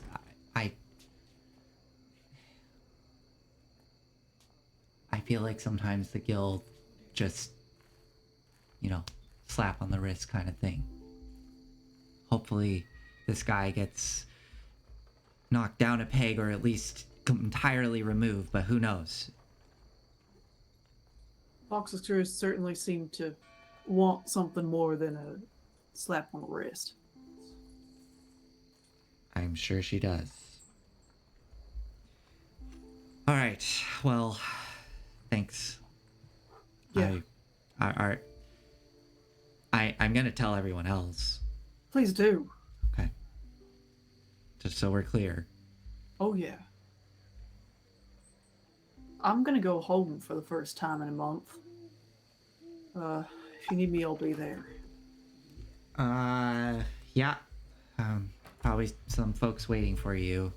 I don't think, the Gilded Lily's very happy with both you and Lovelace. Rent's increased. Well, I'll see what I can do. Do you need help? I think I'll be okay. But thanks. You're welcome. I will go home. Okay. You head on home. As you approach your home, you do see one larger, this larger individual just like half asleep, kind of resting on your door. And as you approach, they kind of look up and see you, and you can see this big pot-bellied man standing there waiting for you, who kind of cracks his knuckles as you approach. How much? Let's see. What did he say? Hold on. 12 gold. I will hand over 13. Takes it. And one for you. Pockets one. Holds his hand out. I'll resist the urge to kiss it and give him another gold. Pockets that. And walks away into the night. All right. Actually, no. Before he starts to walk away and then goes, Hold on. Your neighbor. Where's she at? Sorry? Where's she at? I have no idea. I haven't seen her in almost a 10-day. okay. And he walks next door and leans against her door. I'll go inside. Okay. Okay. Unless you want to do anything else, you both find a rest. I am going to prep spells appropriate Yes! for a heist. Okay. So yeah, you both find a rest. Wake up the following day. You have an entire day. We don't have to play out the whole day, but you do have an entire day to do whatever the hell you want. If there's anything we want to like focus in on, we can do that. I do think I'm gonna see here. I was thinking that we could maybe do a 5-minute break because we're doing this 3-hour stream now. Okay. I could use just a quick little stretch break and stuff. So if everybody doesn't mind just sitting tight. Didn't have a break screen ready for today, unfortunately, so I'm probably just gonna have to go to the opening screen, so please don't go away. Don't leave us. Please don't. Here, I will put in chat. Perfect. I think I can work something out quickly, but yeah, we'll be right back. I just want to do a 5-minute break, stretch around, and yeah. Okay. Oh yeah. I can I do the timer? It's a good Ooh. idea. It's kind of. Let's see. If I do. The timer. Do that timer. Oh, this almost worked out so well, but okay. 21. Do it live. You can do it. I believe in you. I think it's working. It's working. Okay. Okay. All right. It's at 5 minutes now. We'll be right back. Bye. We'll be right back.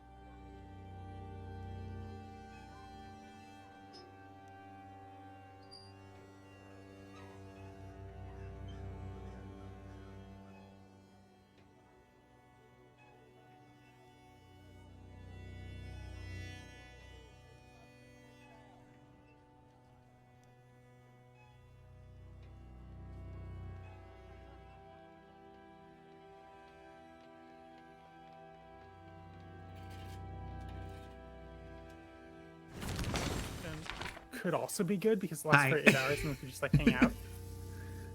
Totally. You can go, Nathan. Yeah, we're back. We're live. Okay. Sorry, they're doing, both of them are doing spell discussion stuff, and I didn't actually want to interrupt because it's important. So welcome back, everybody. They are now prepping for their heist. So go ahead, continue, please. Heist. Heist. I'm gonna take Dispel Magic and Silence. Cool. I have neither of those. Cool.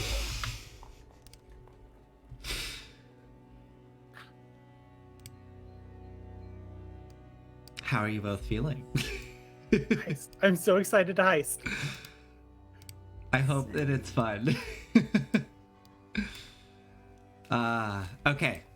Well, if you both are ready, Mm-hmm. okay. So, No, but carry on. I don't remember what this song sounds like, but I have a song called Thieves Guild. Let's see what it sounds like. Maybe it'll be completely inappropriate. Okay, so it's the following day. You both do whatever you do throughout the day. You have an entire day of leading up to this. Do you think there's a point when you get together before the heist occurs and have these like final discussions? Probably because Imsh does not yet know that I can do any magic. Okay. So there's definitely like So a there's that scene. conversation. There's a scene where the two of you are having this reveal, and we don't have to play it out, but it's probably some, I don't know, Imsh, do you like, what is your like I'm just imagining it's that scene of like there's a series of vignettes of you leading up to the heist as you're planning, and it's all silent, like we don't hear you speaking, there's just the soundtrack or whatever, I guess. But like, what is Imsh's face in discovering that Kadam has this divine connection and can draw power from it? Honestly, not that surprised. Just like it's like, oh wow, I'm really happy for you, Kidam. That sounds hard. Thank you. I think it's probably good for you. Thank you. Also, really terrible for you. You've always put yourself to the extent of your capabilities. So what a curse to have those increased. I mean, some stuff's gotten so much easier. I haven't had anyone die in months. That makes one of us. And as we fade into the next little bit of montage, we eventually find the two of you. Yes, Imsh? I think the one other important thing is, does Kidam tell Imsh about the crew double Oh, yeah. Oh, yeah. yes. 100%? So then Okay, another scene, we see that reveal of Imsh reacting to Kadam explaining this. Just face palm. Okay. And I think that's the thing where it's like, okay, like we both absolutely do need to both go in. We need more eyes on the ground. This isn't going to be as simple as I was hoping. Mhm. Okay. And then we make more plans, which are off screen, and we'll figure out what plans we made. Yep. As Awesome. planned, we do this. Okay. So you are trying to time this for the 1 a.m. guard shift. Is that right? I'll take a nap No. in the afternoon. Yeah. There's another, we fade out and fade up to a shot of Kadam laying down and peacefully sleeping. And then we fade up to Baldur's Gate down by the counting house, which is this massive stone building, very much a fortress, with the mists blowing through the streets. And we see the two figures of Kadam and Imsh skittering between the alleyways, and you find yourself across the way from Glitterbeard's estate, which is probably less than a block away from the counting house. Down by the harbor, you can hear the clang of the bells of the various ships out on the harbor, but you can only see the hazy glint of their lanterns out there in the water. And the counting house itself that you see before you is this squat square building that looks like a little mini fortress. It is tiered, so it goes up about 20 feet and comes to a very kind of almost flat roof with just slight angles on the shingles, with big old heavy-duty drain pipes on the sides, and then almost like a two-tiered cake, another rectangular structure on the top that designates the second floor. There's no light coming from within the building. I guess both of you make perception checks as you're scoping this place out from, we'll say, across the street somewhere. 18. Okay. Nat 20 for 26. Oh my Ooh. god. Tell me everything. Okay. So it's just before 1 a.m. here as you're getting ready to do this, whatever it is that you're going to do. But Imsh, you can see, so you see the walls, the buildings. You can see those, on the first floor, there are these really thin windows. They are windows, but you just managed to notice that one of them is very slightly ajar. So it looks like these windows, though they are very narrow, they can hinge open on the inside to let air flow through, or to let somebody poke out and fire through, perhaps.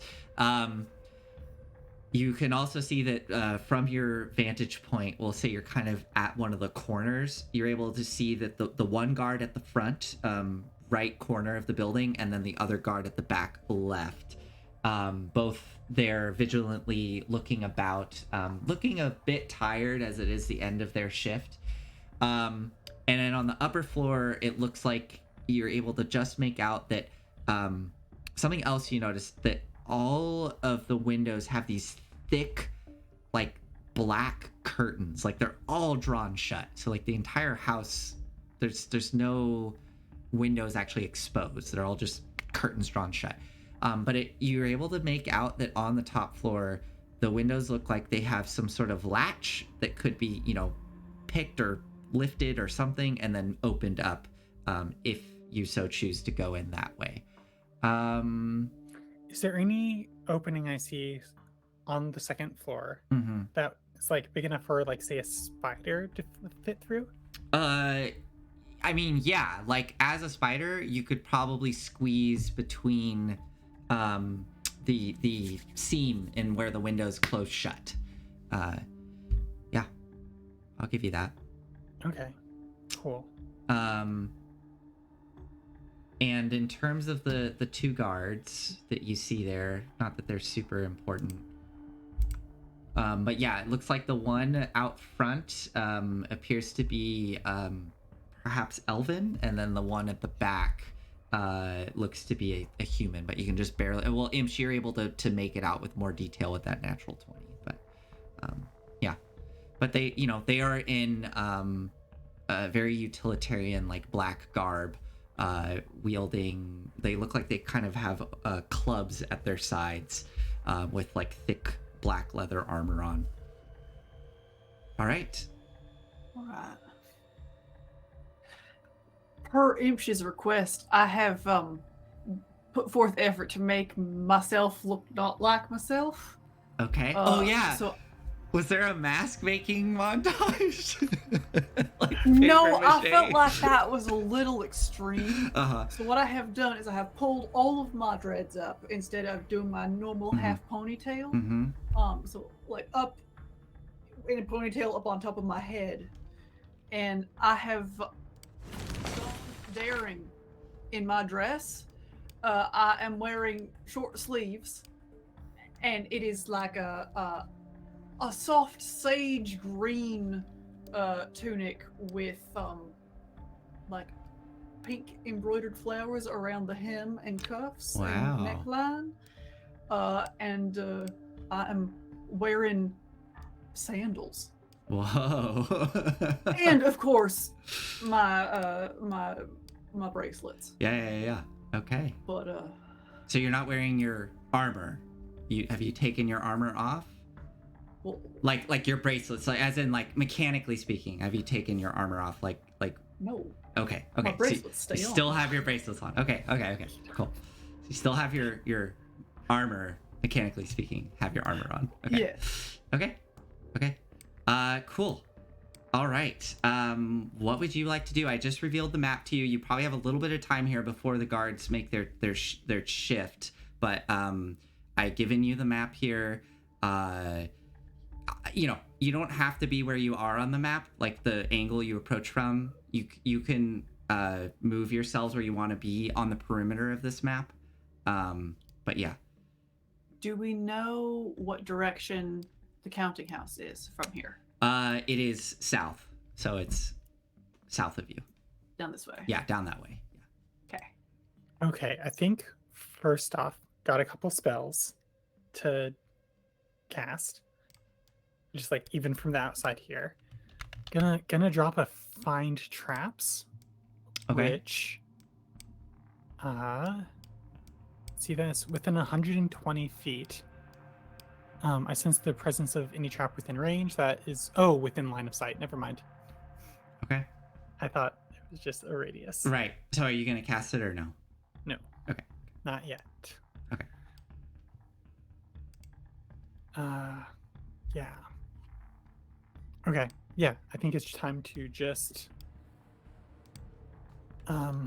instead cast Longstrider on I guess I don't think it's worth casting a second level spell, so probably just myself. Sorry, Kidam. It's all right. So that's gonna be 10 extra feet of movement.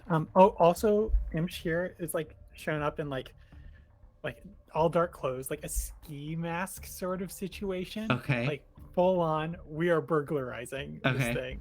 Okay.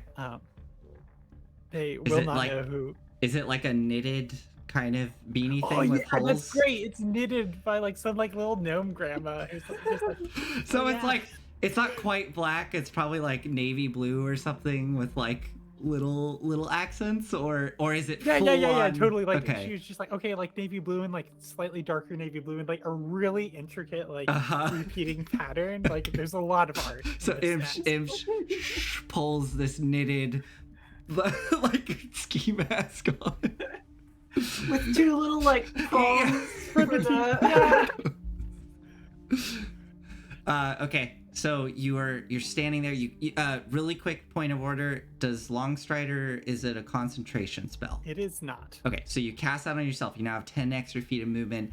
You're both standing there. You can see the guards are starting to anxiously kind of shift and look about, like they're getting ready. Like they can sense that their time's coming up. Mhm. And what are you doing, both of you? Are we climbing over the wall? Seems as good as anything. I got a rope.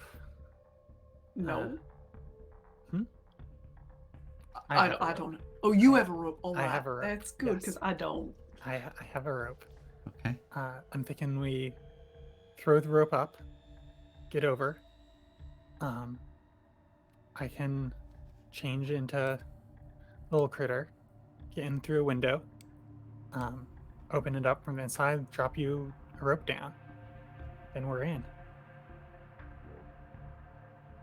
All right. Okay. So, are you? When are you gonna go? You can see the guards kind of looking now, like, waiting anxiously to have their shift change out. Do you want to go now? Are you gonna wait I for think, them like, to? When's the best time to like switch out? Is it like while they're changing? There's more eyes up there, but they're distracted because they're interacting with each other, or just while they're looking for another guard, so they're not looking around. Probably now is a good time then. Okay. So you want to go now? Okay. Yes. Okay. Yes. Okay. So Okay. it's gonna Pass be without a trace. pass without trace. Okay. So you cast that. All the shadows Oh. cling And this around is you. Just like, okay, Kidam, we're gonna do a breathing exercise. Take a deep breath in. as you And then, breathe like- out, the yeah. Yeah, the shadows just like come out of our mouths and like breathe us. And all the sound around you kind of dampens. Okay. I need you both to make stealth checks for me. Kadam at disadvantage, but you both get a +10. And are you just gonna go straight for the wall and go up and over it? Oh no, please don't tell me you roll the natural one. God. Okay, what did you get? 24. Holy shit. It's a solid 11 on my end. Okay. So Was it the disadvantage? Tell me it was the disadvantage. Oh yeah, I rolled a 14 otherwise. So it was 24. So really quick, where are you approaching from? Are you taking this corner here that you're at, Yeah, somewhere like and you want to go on that side? just off the main street, Yeah. I imagine. Okay. Yeah. So like up and over this wall here. Mhm. Okay. Okay, so you quietly dart across the street, pushing yourself up against the wall. You can see the guard right now is looking away from you, and you quickly go to start climbing over this wall. No check needed for this. It's a 12-foot wall. Like, you're both... What are your strength scores? Kadam, you don't have a negative, right, to your strength? I don't have a negative. What's your strength score? 11. Yeah, I think it's fine. You're both able to jump up and pull yourself over. If you get over first, no problem. Quiet as can be. Kadam, as you start to awkwardly pull yourself over and go over the side, one of your bracelets slides down your arm and it just king, loud as can be as it clinks against the stonework. And you see that guard shift and start to turn. What do you do? I'll go like chest down onto the wall, one leg on either side, trying to make myself as flat as possible. So you're kind of like, you're trying to like hug the wall so you look like the wall. Okay, go. Just you make a stealth check to try to make yourself look like the wall. Do you have any spells or anything you could cast? Hey, that ain't bad. So I rolled a 7. Okay. Would that be 17 or is that a 7? 17, right? Yeah. Yeah. I mean, as long as I'm within 30 feet of Imsh. Oh yeah, definitely. Imsh, so Imsh, you're on the other side of the wall. You've landed in the grass, and you hear that clink. You look up, and you suddenly see Kadam just flatten against the wall. Let me roll a perception check for this guy to see if he notices. So this is the important roll here. Fuck! I rolled an 18. No. Well, that was a fun heist. It's over. Oh my god. Why box of screws thought I would be good at this? Right. Oh my god. Okay, so this individual turns, narrows their eyes. This was the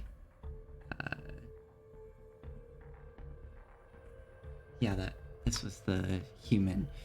Narrows their eyes, looking, and starts just walking down straight towards you with a brisk pace.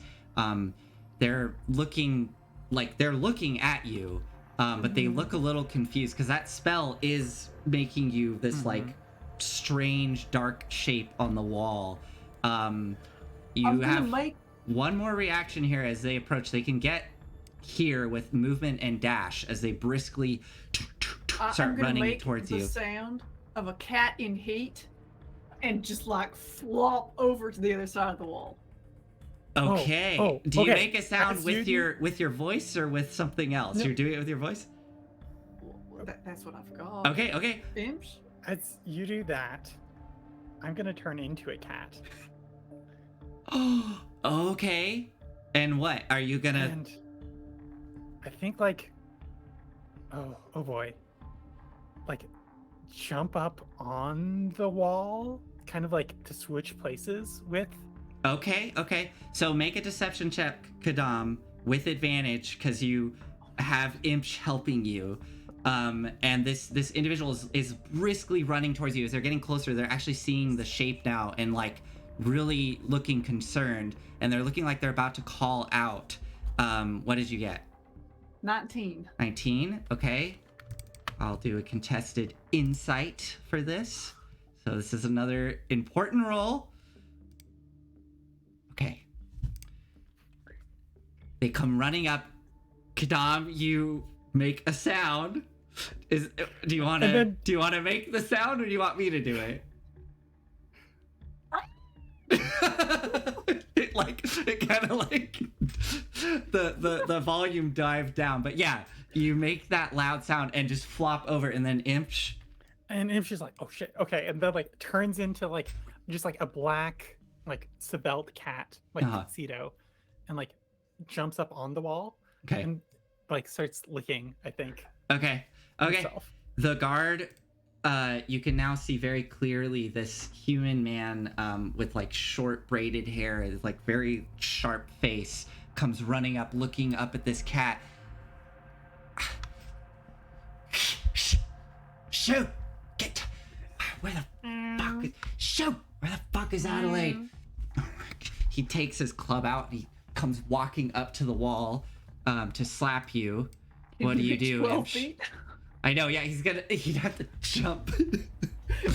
What do you do, Imsh, as this guy's like trying to jump up to smack you with his club? I think I'll just like jump down towards him and like just run down the street. Okay, go ahead and make an acrobatics check with the cat stats. With cat stats, Mm-hmm. Acrobatics is +2 for cats. Mm-hmm. +2, 10.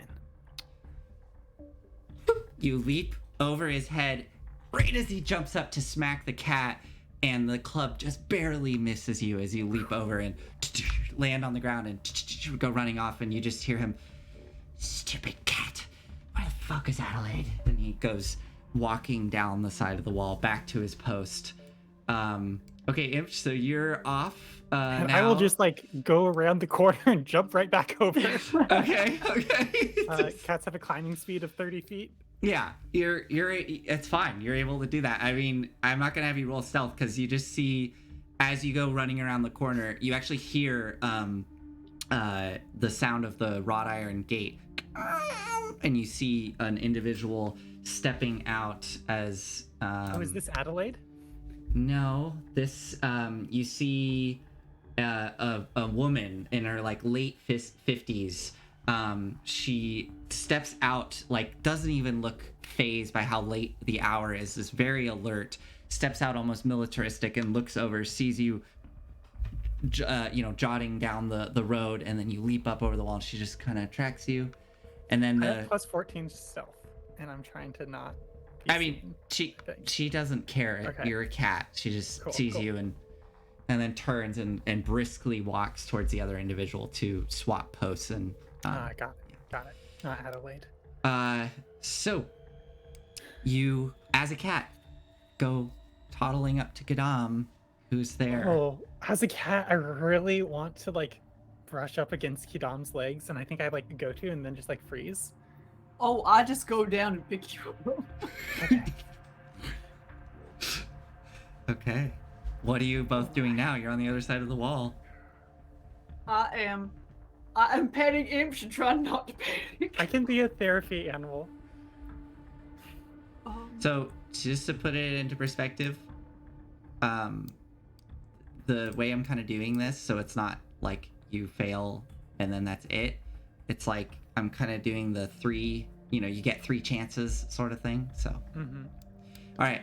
So petting Imsh the cat. Around back. Meow. 1 meow for yes, 2 for no. Meow.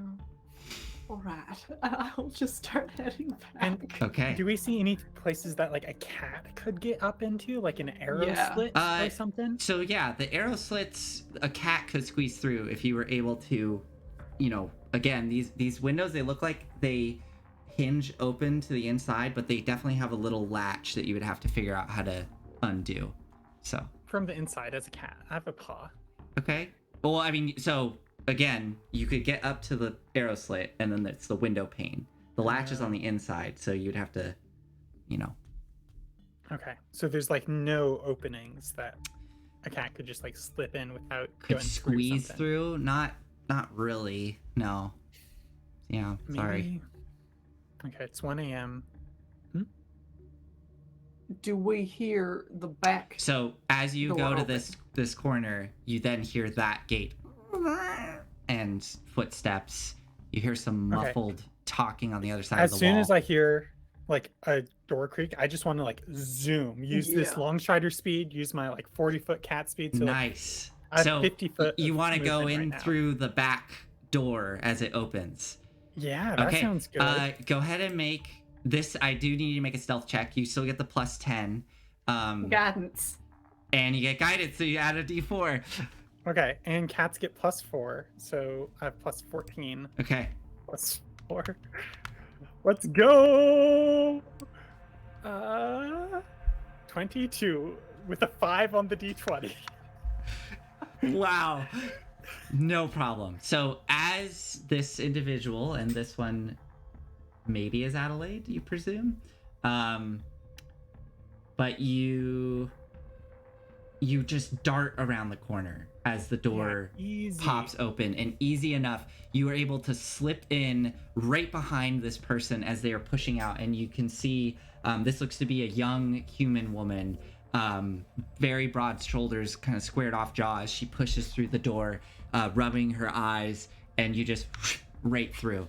I'll put you inside because the door does close behind you, and you come to a halt on stone floor, and looking around with your dark vision as a cat, you can see you're in some kind of kitchen. There's tables and pots and pans and a stove and washing area, like all kinds of stuff. And there's a door to your right and a door directly in front of you. Two doors actually. There's big double doors in front of you and another door.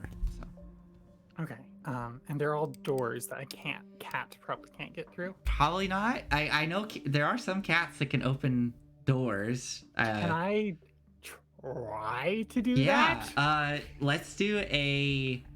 This is like a dexterity check. So with cat stats. Cat stats, Which cat which stats. which door are you trying to open? Whichever looks like it has an easier handle. Okay. It Probably. looks like there's doors. There's gonna be windows for either one. Probably the double doors has the easier handle to open. And that's the one down here. Yeah, right there. Yeah. So just make a Okay. dex check. The hallway though. Kadam, Okay, you hear yeah. the footsteps coming around on the other side of the wall, go around the corner, and you hear the two of them kind of arguing, muffled voices. Go ahead, Imsh. Just Dex. Just nothing dex. I mean, unless you have, as a cat, have like acrobatics or something, but else? No, that's a 9. unfortunately, is in your little cat form, you leap up and you're trying to get the door open, and it's just not enough. So you probably have 2 or 3 more actions. I'll give you 3 more actions before that other guard's probably going to be coming through this door. What do you want to do? Oh, if someone else is gonna be coming through this door, that's easy. I just hide and slip through whichever direction they're going. Okay. So you go and dart off into a corner. Yeah, just waiting. like under a table somewhere. Okay. It's probably dark. I can't imagine yeah. that these places are well lit. So Kadam, are you gonna just wait? You hear the two kind of arguing on the other side of the wall. A little bit of disgruntled conversation, and then you hear the footsteps starting to leave as another individual's going back. I will stay pressed against the wall, using my action to sweat. And when I hear the other person go through the door, I will just peek my head around. Okay. Just to see the situation. Okay. So the other individual goes up to the door, and you hear it open. Go ahead and make a perception check as you quickly poke around the corner.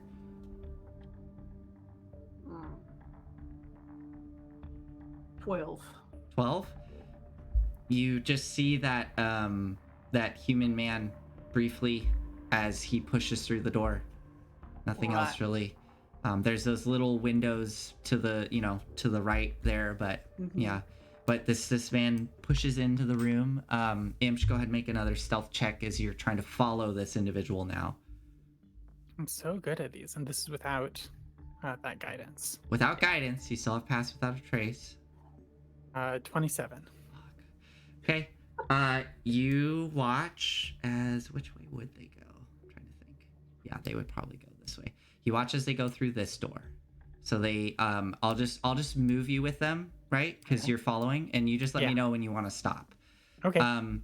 So they push through the door, and you quickly dart through before it closes, and you just are in a little hallway, which then opens up. And as they continue walking through, you find yourself in this huge dining room with this massive table, multiple chairs. You see like paintings up on the wall, and off on the other side, there's all of those windows that are just these tall, narrow slits, just and they're all covered in curtains. This individual has taken out like a little lantern to guide them their way through the building. Okay, I want to go underneath this table and then see what is in the next room. Okay. And then decide to go through or not at like a second's notice. Okay.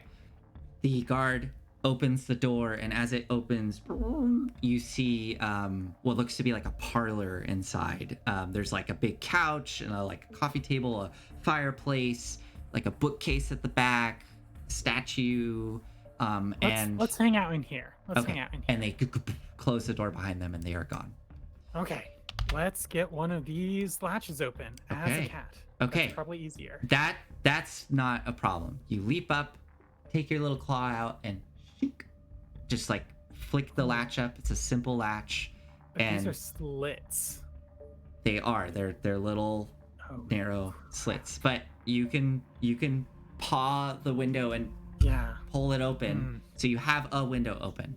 But that's not a Hidam entrance. I did not think that through. Oh boy.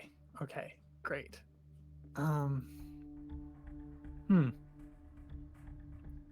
Well, then, glad to be here. Let me just check what my capabilities are once again. How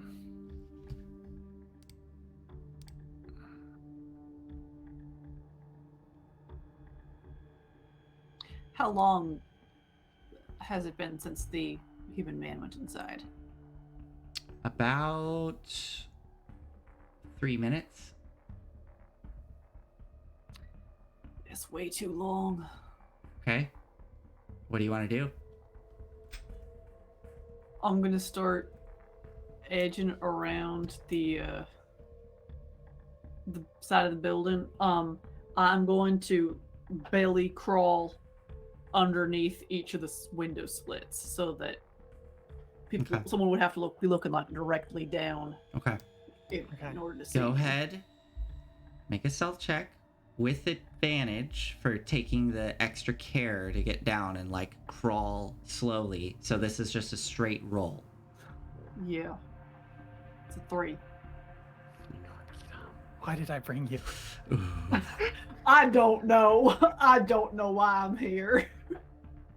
Okay. You start to crawl. And those jangly bracelets start to jingle and jangle, and you you hear the person on the other side go, "What?" And you hear footsteps start to walk towards the gate. What do you want to do?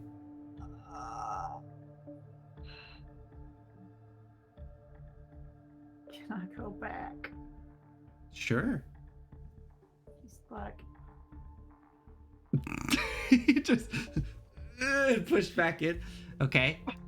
The guard opens the gate, steps into the walled enclosure, and you hear footsteps coming through the grass towards you.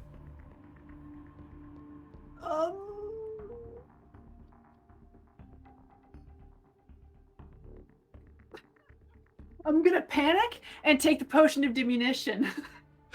and try and hide literally in the grass, Okay. right up against So, the wall.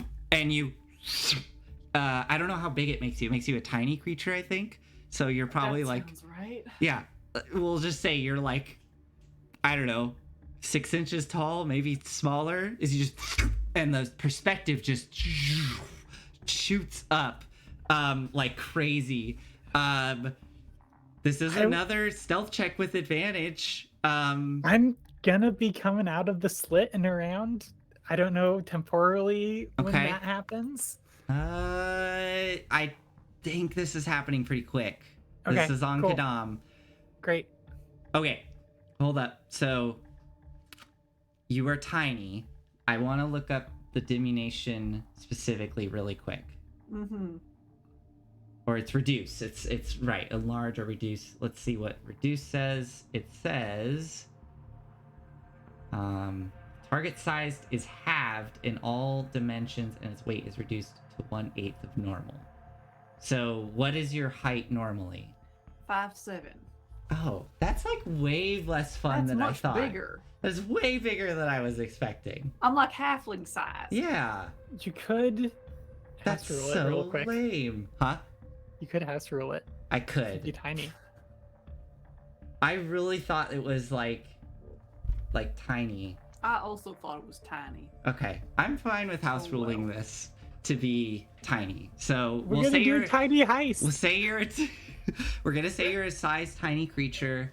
So yeah, I think what I said originally, you're probably like we'll call it a foot tall. So yeah, make a stealth check with advantage, so straight roll. Okay. 18. 18. Okay. The Arm guard flailing. The guard comes around the corner, looking through. Make a perception check. This is it. If this guard succeeds on this, they're going to see you, and we will have to deal with the consequences of such. Yeah. I rolled a 3.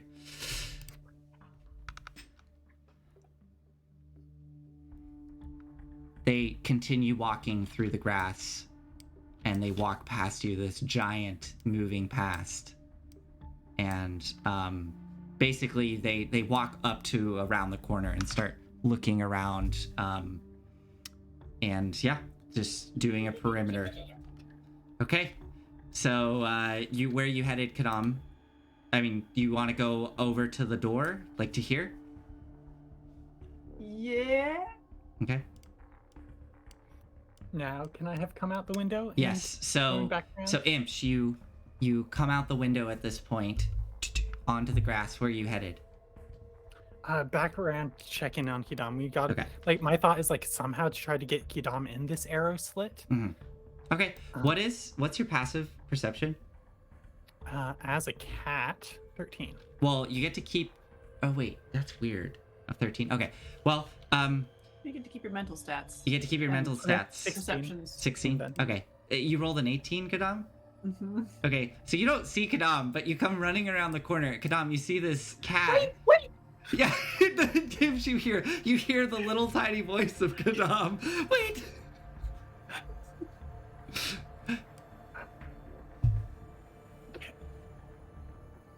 You look like prey. I'm gonna pounce on you. You're gonna. Oh, and you start licking.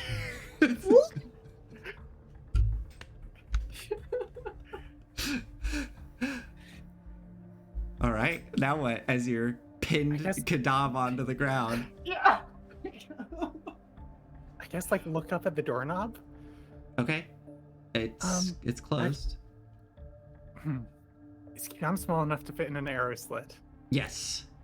Okay, I get down like you should get on me. Like a mount. I'm out. We're going. We're Okay. doing this. Oh, this is incredible. Yeah, and I'm just gonna zoom back around as soon as Kidam gets on. Okay. So you tiny I don't know Kadam. what I was expecting, but this was not it. So tiny Kadam jumps on and you go darting back around up to the window that you had unlatched. Just as the guard is stepping around the corner. and you leap up into the window. Do an acrobatics check, with Kadam on your back. You're leaping up to crawl through. Guidance. Okay, you have guidance, so we'll add a D4 to this. Incredible.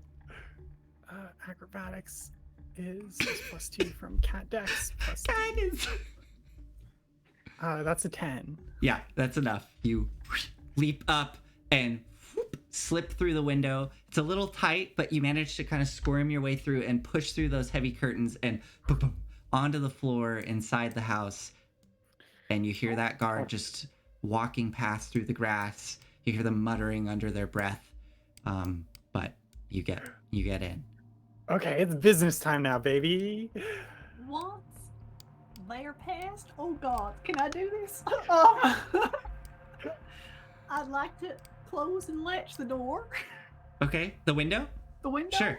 Shook, shook. You latch it. And then I guess let's go over to the, I can't tell what's Stairs? doors here. Again. Oh, going yeah, into sorry. I tried to make this map better with doors, but there are, it didn't see. work. This is a door here, and this Okay. is a door. This is the door you came through Okay. with the guard, so you know that leads to the kitchen. And then there's double doors here, which you know lead to the parlor. So, And back at the. Oh, and so to get to the staircase, we need to go through the parlor and then foyer. Probably. Or we could do a run through the gallery and steal some things and put big paintings into your tiny bag of holding. I am riding you, and you can't speak, so Yep. I am going where you go. We can do that on the way back. Okay, let's go down towards the parlor. okay. How are you opening the door? With Kidam's opposable thumbs. Okay. And so Kidam holds onto it, then I Yeah. latch onto Kidam Yeah. and just use my weight. Okay, Kadam, you're holding the door, and the door starts to as it swings And open. I just hold on. Yeah, as it swings open, Kadam suddenly, and you grow back because it only lasts a minute. You grow back to your normal size and shit. boom, land on the wood. On the floor. Yeah, but you're in. The bump was a little loud. Hopefully, it didn't wake anybody, but we'll see. Hopefully. What's in the parlor? Yeah. Sorry. Let me just We look move. up and see the guard. Yeah. No, there's no guard. There's nobody in here. What you see in the parlor is there's this large couch with these two comfortable, overstuffed armchairs in front of a fireplace. There's some sort of big statue in the corner. There's a small bookcase and to one side.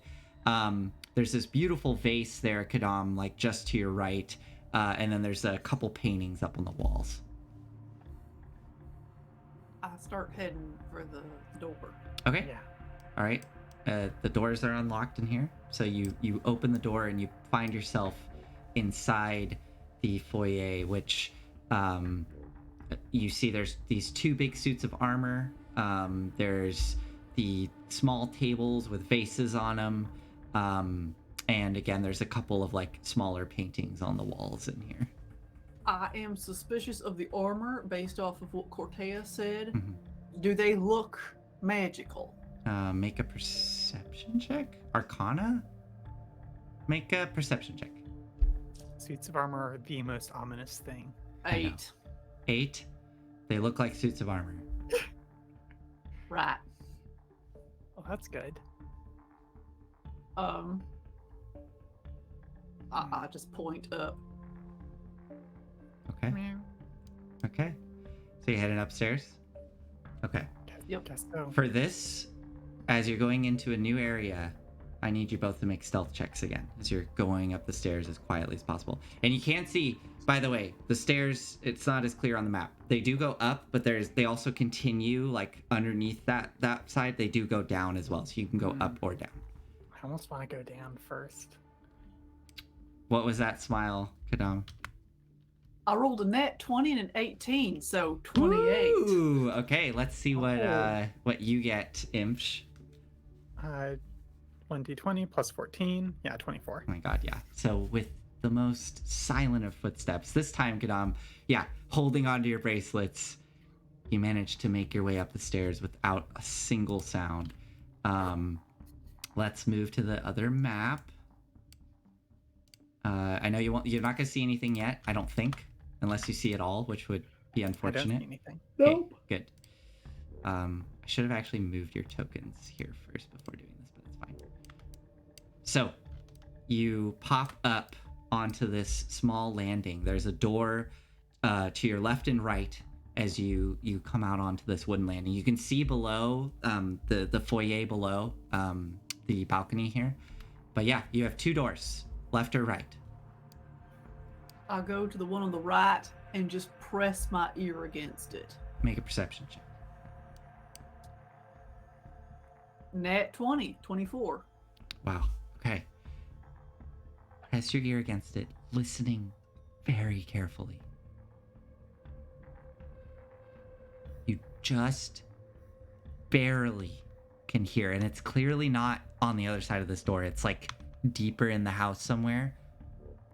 Barely make out this kind of low grumbling, like breathing, like someone's sleeping.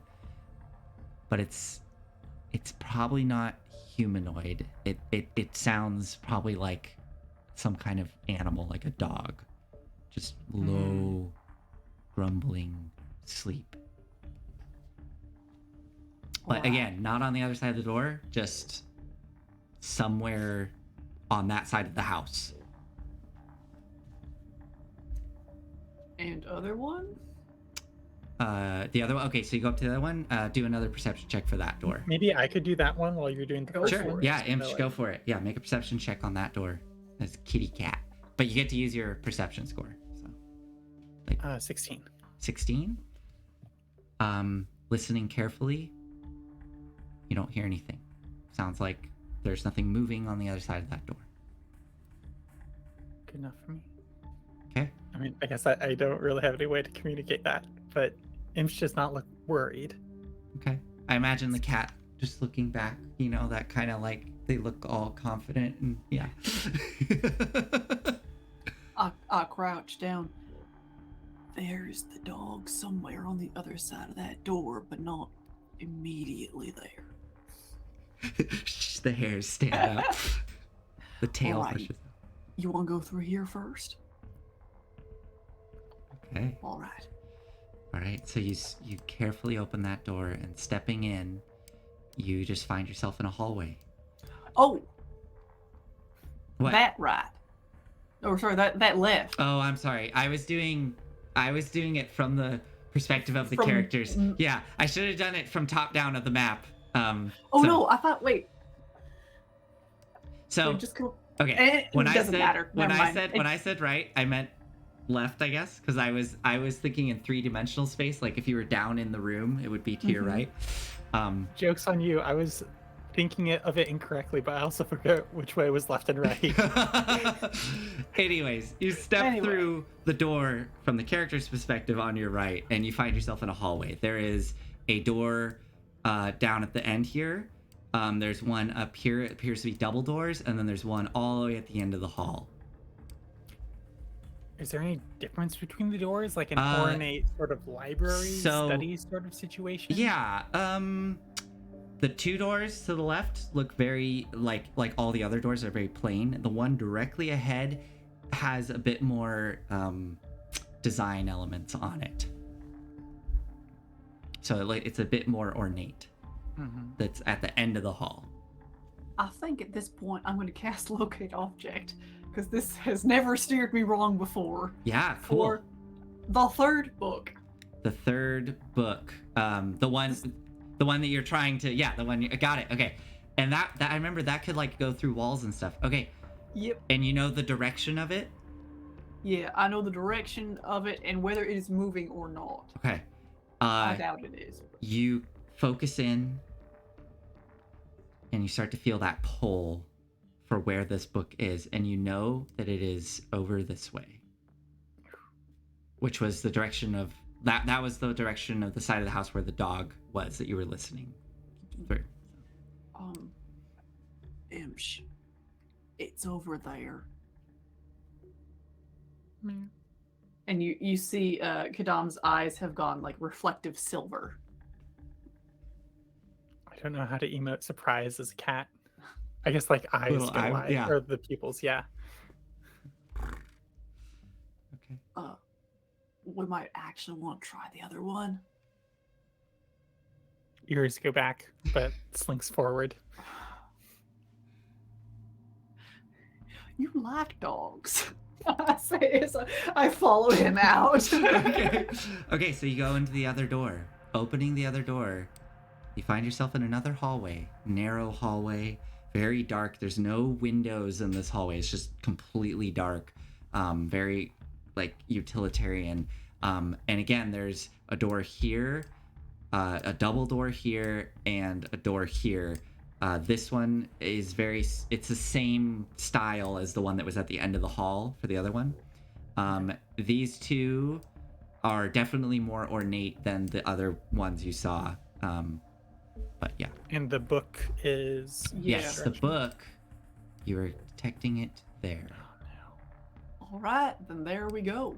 Okay, so which door? The double doors? Yeah. Okay. Okay, I need you to make a stealth check, both of you, as you are carefully opening these doors, and you will quickly find out why. 23. Okay. Dirty 20. Kadam, you place a hand on the door, slowly pressing it open. It doesn't make a sound. You can feel like some resistance on it, like it would squeak, but that magic that Imsh has cast is suppressing the sound, and it's almost this very muffled, like, but the door opens without issue, and it reveals on the other side a library. But you also There's a see puppy.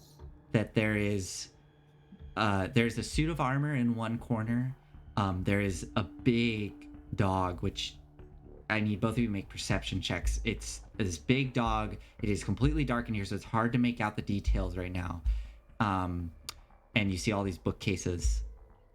You can also make out that there's some other room that like an archway that leads to like another room to the south. But yeah, what did you get for your perception checks? 15. Okay. 19. 15, 19. Looking at this dog, it is like pitch black, almost like shadow. And you can actually see these strange little like wisps of shadowy, almost like smoke coming off of it. And it's just resting there, sleeping. And you can see where its mouth is. These like, kind of like a mastiff, these like big sagging like cheeks and this big fat head. But the cheeks aren't sagging. Those are like large teeth just coming out, rows of large sharp teeth coming out around the snout of this creature that is lying there. But it is asleep for now. You know, And Kadam, you can sense the book is in the bookcase right next to it. great. All right.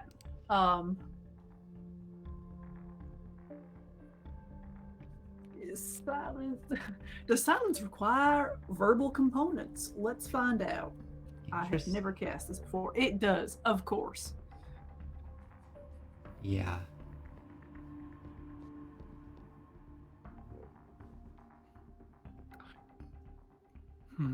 I am gonna back up. Okay. Can I? Yeah, wherever you want to go. Well, I need to be able. Well, hold on. It's a pretty decent 20-foot radius sphere. Does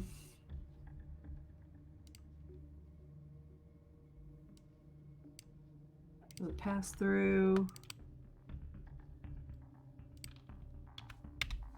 Yeah, so I would like to cast Silence Okay. such that it encompasses at least. I can't draw things. I just dropped this Oh. little orb here. Do you see its Yeah. radius? Or no, you can't Yeah, see I its- would like it to at least cover this. Okay. But as far away from that area as I can while still getting it. And So this is a there's 20-foot its radius. sphere. Do you see the Cool, radius? Thank you. Okay. So, I guess place yourself where you're going to be when you cast the spell. Are you going to I be mean- standing there? No, as far away as I can get, probably like. Okay. I mean, if you cast it there, it still gets the room. Cool, then let's do that. You could even cast it right there on Imsh and you'll get more coverage. Sure. Okay. Okay. So you back down to the back of the hall and try to, as quietly as possible, say the verbal components for this, pointing your finger out, and suddenly, Imsh, everything just. You don't hear anything. You don't hear the muffled sounds of the bells of the ships out in the harbor. You don't hear the breathing of the dog. And you now just see this odd image of this silent dog breathing there in the shadow with this window behind it that is covered in those thick black heavy drapes. All right. Okay. So, you're going to go and grab the book? I'm gonna give it to. Oh, you're a cat. Smush the cat with the heavy book. And we're just about at time here, so I just want to see what you're Sure going to enough. do here, and then we'll end the stream. Yeah, I guess I will go and try and exchange the books. Okay. Do you mind if I remove the little outline you put Yeah, there? go for it.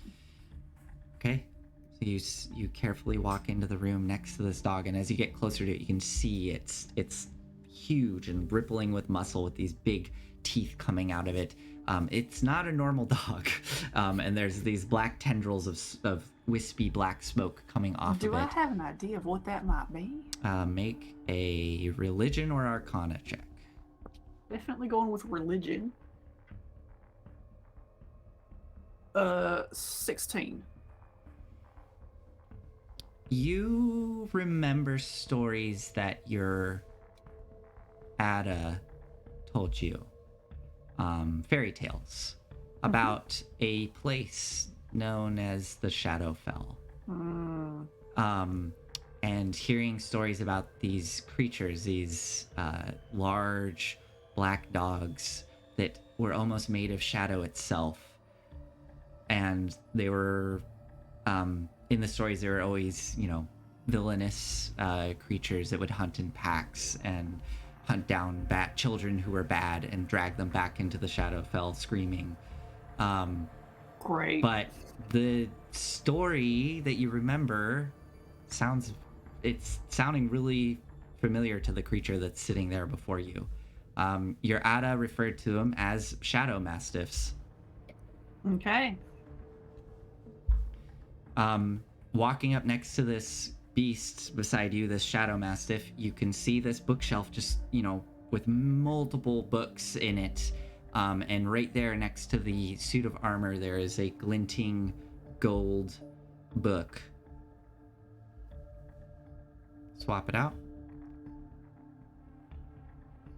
Yeah. Place a hand on it. Pulls out in silence. And you're holding it. Place the new one in. It looks exactly the same as you found it. Okay. And with that, I think we're going to end tonight's session as you turn to look at Imsh the cat. You can see, though, as you turn off to the south, there is some sort of study. There's a desk with a chair and a globe. And you turn to Imsh, getting ready to leave. And I think we're going to end there to see what Kadam and Imsh do while they're still inside the house. Okay. Everything now is just a bonus. That was Oh. that was fun. That was cool. That was fun to get the setup and then actually do the mission. Yeah. It's Wow. rare that we get to do both in a session. Yeah. Yeah, it was. That was cool to be able to do that all in one session. Okay, well, thank you everyone for joining us. Those of you that stayed late, I know it's late, but thank you. But happy anniversary. Yeah, happy anniversary. We're gonna hopefully keep doing this for another year. I think all three of us are having a lot of fun with it, and I hope you all are too. Good night. Good night. Good night. There.